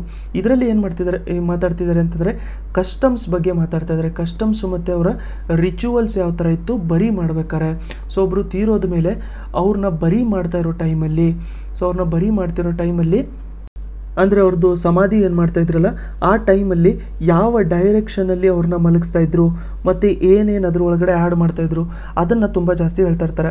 ಇದರ ಇಂಪಾರ್ಟೆನ್ಸ್ ನೀವೇನು ಅಂತ ಹೇಳ್ಬಿಟ್ಟು ಕೇಳ್ತಾ ಇರ್ತೀರ. ಸೊ ಏನಂತಂದರೆ ಎಕ್ಸಾಮಲ್ಲಿ ನಮಗೆ ಹರಪ್ಪನ್ ಸಿವಿಲೈಸೇಷನಲ್ಲಿ ಇದ್ದವ್ರಿಗೆ ಆಫ್ಟರ್ ಲೈಫ್ ಇತ್ತು ಅಂತ ಹೇಳ್ಬಿಟ್ಟು ಏನಾದ್ರು ಸ್ಟೇಟ್ಮೆಂಟ್ ಕೇಳ್ತಾರೆ. ಆಫ್ಟರ್ ಲೈಫ್ ಇತ್ತು ಅಂತ ಹೇಳ್ಬಿಟ್ಟು ಅವರು ನಂಬ್ತಾ ಇದ್ರು ಅಂತ ಹೇಳ್ಬಿಟ್ಟು ಏನಾದ್ರು ಕೇಳ್ತಾರೆ. ಸೊ ಈ ಆಫ್ಟರ್ ಲೈಫ್ ಇತ್ತೋ ಇಲ್ವೋ ಅಂತ ಹೇಳ್ಬಿಟ್ಟು ಯಾವ ಥರ ಡಿಸೈಡ್ ಮಾಡ್ತೀವಿ? ಎಕ್ಸಾಂಪಲು ಈಗೇನಾದ್ರು ಅವರು ಸಮಾಧಿ ಮಾಡಿರ್ಬೇಕಾರೆ ಅವ್ರ ಜೊತೆ ಏನಾದರೂ ಇಲ್ಲಿ ಬಾಂಡೆ ಸಾಮಾನುಗಳಾಗಿರಲಿ ಅಥವಾ ಅವ್ರಿಗೆ ಏನಾದ್ರು ಬೇರೆ ಆರ್ನಮೆಂಟ್ಸ್ ಆಗಿರಲಿ, ಸೊ ಒಡವೆಗಳೆಲ್ಲ ಏನಾದರೂ ಜೊತೆಗೆ ಹಾಕ್ಬಿಟ್ಟು ಅದನ್ನು ಸಮಾಧಿ ಮಾಡ್ತಾಯಿದ್ರೆ ಅವ್ರಿಗೆ ಆಫ್ಟರ್ ಲೈಫ್ ಇತ್ತು ಅಂತ ಹೇಳ್ಬಿಟ್ಟು ಇಂಡಿಕೇಶನ್ ಮಾಡುತ್ತೆ. ಅಂತಂದರೆ ಅವ್ರ ನಂಬಿಕೆ ಯಾವ ಥರ ಇತ್ತು ಅಂತಂದರೆ ಅವ್ರ ಜೊತೆಗೆ ಅವ್ರು ಯೂಸ್ ಮಾಡ್ತಿರೋಂಥದ್ದು ವಸ್ತುಗಳ್ನೂ ಕೂಡ ಆ್ಯಡ್ ಮಾಡ್ಕೊಂಬಿಟ್ರೆ ಅವರು ಮುಂದಿನ ಜನ್ಮದಲ್ಲೂ ಕೂಡ ಅದನ್ನು ಯೂಸ್ ಮಾಡ್ಕೊತಾರೆ ಅಂತ ಹೇಳ್ಬಿಟ್ಟು ಒಂದು ಬಿಲೀಫ್ ಇತ್ತು. ಅದನ್ನೇ ಇವರು ಕೂಡ ಇವಾಗ ಎಕ್ಸ್ಕವೇಟ್ ಮಾಡಿದಾಗ ಕಂಡುಹಿಡಿದಿದ್ದಾರೆ ಅಂತ ಹೇಳ್ಬಿಟ್ಟು ಹೇಳ್ತಾ ಇದ್ದಾರೆ. ಇನ್ನೊಂದು ಇದರಲ್ಲಿ ಮೋಸ್ಟ್ ಇಂಪಾರ್ಟೆಂಟ್ ಪಾಯಿಂಟ್ ಏನು ಹೇಳ್ತಿದ್ದಾರೆ ಅಂತಂದರೆ ಈ ಥರ ಸಮಾಧಿ ಮಾಡ್ತಾ ಇರ್ಬೇಕಾದ್ರೆ east side west side, so ಅವರು ಸಮಾಧಿ ಎಲ್ಲದೂ ಕೂಡ ಕಂಪ್ಯಾರಿಸನ್ ಮಾಡಿಕೊಂಡ್ರೆ ಅವ್ರಿಗೆ ಯಾವ ಥರ ಕಂಡುಹಿಡಿದಿದ್ರು ಅಂತಂದರೆ ತಲೆ ಬಂದ್ಬಿಟ್ಟು ಈಸ್ಟ್ ಸೈಡಲ್ಲಿ ಇರ್ತಾಯಿತ್ತು ಮತ್ತು ವೆಸ್ಟ್ ಸೈಡಲ್ಲಿ ಕಾಲಿರ್ತಾಯಿತ್ತು, ಆ ಥರ ಅವರು ಬರಿ ಮಾಡ್ತಾಯಿದ್ರು ಅಂತ ಹೇಳ್ಬಿಟ್ಟು ಹೇಳ್ತಾಯಿದ್ರು. ನೆಕ್ಸ್ಟು ಬಂದ್ಬಿಟ್ಟು ಜೆಂಡರ್ ಡಿಸ್ಕ್ರಿಮಿನೇಷನ್ ರಿಲೇಟೆಡ್ ಒಂದು ಆರ್ಟಿಕಲ್ ಇದೆ. ಇದ್ರ ಜೊತೆ ನಾವು ರೀಸೆಂಟಾಗಿ ಪಬ್ಲಿಷ್ ಆಗಿರುವಂಥದ್ದು ಮಾನ್ಸ್ಟರ್ ಸ್ಯಾಲರಿ ಇಂಡೆಕ್ಸು ಅದನ್ನು ಸೇರಿಸ್ಕೊಂಡು ಡಿಸ್ಕಸ್ ಮಾಡ್ಕೊಳ್ಳೋಣ. ಇದರಲ್ಲಿ ಏನು ಹೇಳ್ತಾಯಿದೆ ಅಂತಂದರೆ 53% ವರ್ಕಿಂಗ್ ವುಮನ್ನು ಸರ್ವೆ ಮಾಡಿದಾಗ ಏನು ಹೇಳಿದ್ದಾರೆ ಅಂತಂದರೆ ವರ್ಕ್ ಪ್ಲೇಸಲ್ಲಿ ಮೇಲ್ ಡಾಮಿನೇಷನ್ ತುಂಬ ಜಾಸ್ತಿ ಇದೆ ಅಂತ ಹೇಳ್ಬಿಟ್ಟು ಹೇಳ್ತಾ ಇದ್ದಾರೆ. ಸೊ ಅದ್ರ ಬಗ್ಗೆನೇ ಇಲ್ಲಿ ಕಂಪ್ಲೀಟಾಗಿ ಕೊಟ್ಟಿದ್ದಾರೆ. ಸೊ ಅದು ಡಿಸ್ಕ್ರಿಮಿನೇಷನ್ ಹೈ ಇರುವಂಥದ್ದು ಟೆಲಿಕಾಮ್ ಮತ್ತು ಮ್ಯಾನುಫ್ಯಾಕ್ಚರಿಂಗ್ ಸೆಕ್ಟರಲ್ಲಿ ತುಂಬ ಜಾಸ್ತಿ ಇದೆ ಅಂತ ಹೇಳ್ಬಿಟ್ಟು ಸರ್ವೆಯಲ್ಲಿ ಹೇಳಿದ್ದಾರೆ ಅಂತ. ಇಲ್ಲಿ ಸರ್ವೆಯಲ್ಲಿ ನಿಮಗೆ ಸ್ಟ್ಯಾಟಿಸ್ಟಿಕ್ಸ್ನ ಕೊಡ್ತಾ ಇದ್ದಾರೆ. ಎಷ್ಟು ಏಜ್ ಅವರು ಹೇಳಿದ್ದಾರೆ, ಎಷ್ಟು ಏಜ್ ಅವರು ಯಾವ್ಯಾವ ಡಿಪಾರ್ಟ್ಮೆಂಟ್ ಅವ್ರು ಹೇಳಿದ್ದಾರೆ ಅಂತ ಹೇಳ್ಬಿಟ್ಟು ಹೇಳ್ತಾ ಇದ್ದಾರೆ. ಅದು ಅಷ್ಟೊಂದೇ ನಮ್ಗೆ ಇಂಪಾರ್ಟೆಂಟ್ ಆಗಲ್ಲ, ಯಾಕಂತಂದರೆ ತುಂಬ ಜಾಸ್ತಿ ಡೀಟೇಲ್ ಆಗೋಗ್ಬಿಟ್ಟಿರುತ್ತೆ. ಬಟ್ ಇದನ್ನು ನಾವು ನೋಡ್ಕೋಬೇಕು ಅಂತಂದರೆ ರೀಸೆಂಟಾಗಿ ಒಂದು monster salary index, so monster salary index ಅಂತ ಹೇಳ್ಬಿಟ್ಟು ಒಂದು ಇಂಡೆಕ್ಸ್ನ ಪಬ್ಲಿಷ್ ಮಾಡಿದರು. ಸೊ ಈ ಇಂಡೆಕ್ಸ್ ಏನು ಹೇಳ್ತಿದೆ ಅಂತಂದರೆ ವುಮನ್ನು ಇಂಡಿಯಾದಲ್ಲಿ ಮೆನ್ನನ್ನು ಕಂಪೇರ್ ಮಾಡಿಕೊಂಡ್ರೆ 19% ಕಮ್ಮಿ ಅರ್ನ್ ಮಾಡ್ತಾ ಇದ್ದಾರೆ. ಯಾರು? ವುಮೆನ್ನು 19% ಕಮ್ಮಿ ಅರ್ನ್ ಮಾಡ್ತಿದ್ದಾರೆ ಅಂತ ಹೇಳ್ಬಿಟ್ಟು ಹೇಳ್ತಾ ಇದ್ದಾರೆ. ಇದಕ್ಕೆ ನಾವು ಎಕ್ಸಾಂಪಲ್ ನೋಡ್ಕೋಬೇಕು ಅಂತಂದರೆ ಅಕಸ್ಮಾತ್ ಮೇಲು 242.29 ರೂಪೀಸು ಪರ್ ಅವರ್ ಏನಾದರೂ ದುಡಿದ್ರೆ ಅದೇ ಫೀಮೇಲಿಗೆ ಸೇಮ್ ಕೆಲಸ ಮಾಡೋದಕ್ಕೋಸ್ಕರ ಸೇಮ್ ಟೈಮಲ್ಲಿ 196.3 ರೂಪೀಸ್ ಪರ್ ಅವರ್ ಕೊಡ್ತಾರೆ ಅಂತ. ಸೊ ಆಲ್ಮೋಸ್ಟು 19% ಅವ್ರಿಗೆ ಕಮ್ಮಿ ಕೊಡ್ತಾ ಇದ್ದಾರೆ ಅಂತ. ಸೊ ಇದು ಡಿಸ್ಪ್ಯಾರಿಟಿ ಅಥವಾ ನಮಗೆ ಇದೇನು ಪೇಮೆಂಟ್ ಗ್ಯಾಪ್ ಏನಿದೆಯಲ್ಲ ಇದು ತುಂಬ ಜಾಸ್ತಿ ಇದೆ ಅಂತ ಹೇಳ್ಬಿಟ್ಟು ಹೇಳ್ತಾ ಇದ್ದಾರೆ. ಬಟ್ ಈ ಪೇಮೆಂಟ್ ಗ್ಯಾಪ್ ಬಂದ್ಬಿಟ್ಟು ಸ್ಕಿಲ್ಡು, ಸೆಮಿ ಸ್ಕಿಲ್ಡು, ಹೈಲಿ ಸ್ಕಿಲ್ಡು ಅದರಲ್ಲಿ ಡಿಫರ್ ಆಗ್ತಾ ಹೋಗ್ತಾ. ಸೊ ಇದರಲ್ಲಿ 3 ನಾವು ನೋಡ್ಕೋಬೇಕು. ಒಂದು ಸೆಮಿ ಸ್ಕಿಲ್ಡು, ಇನ್ನೊಂದು ಸ್ಕಿಲ್ಡು, ಇನ್ನೊಂದು ಹೈಲಿ ಸ್ಕಿಲ್ಡು. ಸೊ ತುಂಬ ಜಾಸ್ತಿ ಸ್ಕಿಲ್ ಇರುವಂಥವ್ರು. ಸೊ ಇದರಲ್ಲೆಲ್ಲ ಯಾವ್ಯಾವ ಥರ ಡಿಸ್ಕ್ರಿಮಿನೇಷನ್ ಇದೆ ಅಂತ ಹೇಳ್ಬಿಟ್ಟು ನೋಡ್ಕೊಳ್ಳೋಣ. ಸೊ ಸೆಮಿ ಸ್ಕಿಲ್ಡು ಅಥವಾ ಕಮ್ಮಿ ಸ್ಕಿಲ್ ಇರುವಂಥದ್ದು ಕೆಲಸಗಳಲ್ಲಿ ಏನು ಗ್ಯಾಪ್ಗಳೇ ಇಲ್ಲ. ಮೇಲಿಗೆ ಎಷ್ಟು ಪೇ ಮಾಡ್ತಾರೆ, ಫೀಮೇಲ್ಗೂ ಕೂಡ ಅಷ್ಟೇ ಪೇ ಮಾಡ್ತಾರೆ. ನೋಡ್ಕೊಂಡಿರಿ, ಇಂಪಾರ್ಟೆಂಟ್ ಆಗಿರುತ್ತೆ. ಸೆಮಿ ಸ್ಕಿಲ್ಡ್ ಕೆಲಸಗಳಲ್ಲಿ ಮೇಲಿಗೆ ಎಷ್ಟು ಪೇ ಮಾಡ್ತಾರೆ, ಫೀಮೇಲ್ಗೂ ಕೂಡ ಅಷ್ಟೇ ಪೇ ಮಾಡ್ತಾ ಇರ್ತಾರೆ. ಬಟ್ ಅದೇ ನಾವು ಸ್ಕಿಲ್ಡನ್ನ ಕಂಪೇರ್ ಮಾಡಿಕೊಂಡ್ರೆ ಆಲ್ಮೋಸ್ಟ್ 20% ಗ್ಯಾಪ್ ಇರುತ್ತೆ. ಮೇಲಿಗೆ 20% ಜಾಸ್ತಿ ಪೇ ಮಾಡ್ತಾ ಇರ್ತಾರೆ. ಅದೇ ನಾವು ಹೈಲಿ ಸ್ಕಿಲ್ಡನ್ನ ಕಂಪೇರ್ ಮಾಡಿಕೊಂಡ್ರೆ ಮೇಲಿಗೆ 30% ಜಾಸ್ತಿ ಪೇ ಮಾಡ್ತಾ ಇರ್ತಾರೆ. ಅಂತಂದರೆ ಯಾವ ಥರ ಸ್ಕಿಲ್ ಲೆವೆಲು ಜಾಸ್ತಿ ಆಗುತ್ತೆ ಅಥವಾ ಯಾವ ಥರ ಎಕ್ಸ್ಪೀರಿಯನ್ಸ್ ಲೆವೆಲ್ ಕೂಡ ಯಾವ ಥರ ಜಾಸ್ತಿ ಆಗ್ತಾ ಇರುತ್ತೆ, ಆ ಥರ ವುಮನಿಗೆ ಅಥವಾ ಫೀಮೇಲಿಗೆ ಪೇಮೆಂಟು ತುಂಬ ಕಮ್ಮಿ ಆಗ್ತಿದೆ ಅಂತ. ಇನ್ನೊಂದು ಏನು ನೋಡ್ಕೊತಾ ಇದ್ದಾರೆ ಅಂತಂದರೆ, ಮಾನ್ಸ್ಟರ್ ಸ್ಯಾಲರಿ ಇಂಡೆಕ್ಸ್ ಹೇಳಿರೋ ಪ್ರಕಾರ ಆಲ್ಮೋಸ್ಟ್ 60% ವುಮನ್ನು ಅವ್ರಿಗೂ ಅನಿಸುತ್ತೆ ಡಿಸ್ಕ್ರಿಮಿನೇಷನ್ ತುಂಬ ಜಾಸ್ತಿ ಆಗ್ತಿದೆ ಕೆಲಸದಲ್ಲಿ ಅಂತಂದರೆ ಮೇಲ್ಗೆ ಜಾಸ್ತಿ ಪ್ರಿಫರ್ ಮಾಡ್ತಾ ಇರೋವಂಥದ್ದು. ಸೊ ನಿಯರ್ಲಿ 1/3 ವುಮನ್ನು ಅವ್ರೇನು ಹೇಳ್ತಾರೆ ಅಂತಂದರೆ ಅವ್ರಿಗೆ ಟಾಪ್ ಪೊಸಿಷನಲ್ಲಿ ಹೋಗೋದಕ್ಕೆ ಕನ್ಸಿಡರೇ ಮಾಡಲ್ಲ. ಮ್ಯಾನೇಜ್ಮೆಂಟ್ ರೋಲು, ಸೊ ಮ್ಯಾನೇಜ್ಮೆಂಟ್ ರೋಲ್ಸಲ್ಲಿ ಅವ್ರನ್ನ ಕನ್ಸಿಡರೇ ಮಾಡ್ಕೊಳ್ಳಲ್ಲ ಅಂತ ಹೇಳ್ಬಿಟ್ಟು ಕೂಡ ಅವರು ಹೇಳ್ತಾ ಇದ್ದಾರೆ. ಸೊ ಇದೇನು ಸ್ಯಾಲರಿ ಇಂಡೆಕ್ಸಿನ ಗ್ಯಾಪ್ ಏನಿದೆ, ಮೆನ್ನು ಮತ್ತು ವುಮನ್ ಮಧ್ಯದಲ್ಲಿ ಗ್ಯಾಪ್ ಏನಿದೆ ಅಲ್ಲ, ಸೊ ಫಸ್ಟು ಇಂಡಿಯಾ ಆ್ಯಕ್ಚುಲಾಗಿ ಡೆವಲಪ್ ಆಗಬೇಕು ಅಂತಂದರೆ ಮೆನ್ನು ವುಮನ್ ಮಧ್ಯದಲ್ಲಿ ಇರುವಂಥದ್ದು ಈ ಸ್ಯಾಲರಿ ಗ್ಯಾಪ್ ಏನಿದೆ ಇದನ್ನು ಫುಲ್ಫಿಲ್ ಮಾಡ್ಕೋಬೇಕು. ಯಾಕಂತಂದರೆ ನಾವು ಎಷ್ಟೊಂದು ಸೆಕ್ಟರ್ಗಳಲ್ಲಿ ನೋಡ್ಕೊಂಡಿದ್ದೀವಿ. ಸೊ ನಾವು ಸ್ಟಡೀಸಲ್ಲೇ ನೋಡ್ಕೊಂಡ್ರೂ ಕೂಡ ಎಷ್ಟೊಂದು ಸರಿ ನಮಗೆ SSLC ರಿಸಲ್ಟ್ಸಲ್ಲಾಗಿರಲಿ ಅಥವಾ PUC ರಿಲೇಟೆಡ್ ರಿಸಲ್ಟ್ಸ್ ಆಗಿರಲಿ, UPSC related results, KPSC related results, almost ಎಲ್ಲದರಲ್ಲೂ ಕೂಡ ಜಾಸ್ತಿ ಪಾಸ್ಔಟ್ ರೇಷಿಯೋ ಆಗಿರಲಿ ಅಥವಾ ಟಾಪರ್ಸ್ ಆಗಿರೋವಂಥವ್ರು ನಮಗೆ ವುಮನ್ನೇ ಆಗಿರ್ತಾರೆ. ಬಟ್ ಅವ್ರಿಗೆ ಪೇಮೆಂಟಲ್ಲಿ ಈ ಥರ ಡಿಫ್ರೆನ್ಷಿಯೇಟ್ ಮಾಡೋಕ್ಕೆ ಹೋಗಬಾರ್ದು. ಯಾಕಂತಂದರೆ ಪೇಮೆಂಟಲ್ಲೇ ಈ ಥರ ಡಿಫ್ರೆನ್ಷಿಯೇಟ್ ಮಾಡ್ಕೊಂಡಿದ್ರೆ ಓವರ್ ಆಲ್ ಇಂಡಿಯಾ ಆಗಿ ನಾವು ಏನಿರುತ್ತಲ್ಲ ಕಂಟ್ರಿ, ಆ ಕಂಟ್ರಿ ಆಗಿಯೇ ನಮಗೆ ರೆಸ್ಪೆಕ್ಟು ತುಂಬ ಕಮ್ಮಿ ಆಗಿರುತ್ತೆ. ಯಾಕಂತಂದರೆ ಈ ಥರ ನಮ್ಮಲ್ಲಿ ಡಿಸ್ಪ್ಯಾರಿಟಿ ಅಥವಾ ಫೀಮೇಲಿಗೆ ಕಮ್ಮಿ ಪೇ ಮಾಡೋದ್ರಿಂದ ಫಸ್ಟ್ ಆಫ್ ಆಲ್ ಇಡೀ ವರ್ಲ್ಡಲ್ಲಿ ಒಂದು ಪರ್ಸೆಪ್ಷನ್ ಇದೆ, ವುಮನಿಗೆ ಜಾಸ್ತಿ ಇಂಪಾರ್ಟೆನ್ಸ್ ಕೊಡಲ್ಲ, ಇಂಡಿಯಾದಲ್ಲಿ ವುಮನಿಗೆ ನೀಟಾಗಿ ಟ್ರೀಟ್ ಮಾಡಲ್ಲ ಅಂತ. ಸೊ ಈ ಥರ ಮಾಡಿರೋದ್ರಿಂದ ಈ ಥರ ಇಂಡೆಕ್ಸಲ್ಲೂ ಕೂಡ ಸ್ವಲ್ಪ ಕಮ್ಮಿ ಉಳ್ಕೊಂಡಿರೋದ್ರಿಂದ ಏನಾಗುತ್ತೆ ಅಂತಂದರೆ ಆ ಡಿಫ್ರೆನ್ಸು ಇನ್ನೂ ಸ್ವಲ್ಪ ಜಾಸ್ತಿ ಆಗ್ತಾ ಇರುತ್ತೆ. ಆದಷ್ಟು ಬೇಗ with the help of governance ನಾವು ಇದನ್ನು ಸಾಲ್ವ್ ಮಾಡ್ಕೊಂಡಿರಬೇಕು. ಸೊ ವಿಡಿಯೋ ನಿಮ್ಗೆ ಇಷ್ಟ ಆಗಿದ್ದು ಬೆನಿಫಿಷಿಯಲ್ ಅಂತ ಅನಿಸಿದ್ರೆ ಈ ಕಡೆ ಲೈಕ್ ಬಟನ್ನು ಕೂಡ ಪ್ರೆಸ್ ಮಾಡಿರಿ. ಹಾಗೆ ಸಬ್ಸ್ಕ್ರೈಬ್ ಮಾಡ್ಕೊಂಡಿಲ್ಲ ಚಾನಲ್ಗೆ ಅಂತಂದರೆ ಇಲ್ಲಿ ಸಬ್ಸ್ಕ್ರೈಬ್ ಬಟನ್ನ ಪ್ರೆಸ್ ಮಾಡಿಕೊಂಡು ಸಬ್ಸ್ಕ್ರೈಬು ಕೂಡ ಮಾಡ್ಕೊಂಡಿರಿ. ಹಾಗೆ ಬೆಲ್ ಐಕನ್ನು ಕೂಡ ಒತ್ಕೊಂಡಿರಿ ಅಂತಂದರೆ ನೆಕ್ಸ್ಟ್ ಟೈಮ್ ನಾನು ವೀಡಿಯೋ ಹಾಕಿದ ತಕ್ಷಣ ನಿಮಗೆ ನೋಟಿಫಿಕೇಷನ್ ತಕ್ಷಣವೇ ಬಂದುಬಿಟ್ಟಿರುತ್ತೆ.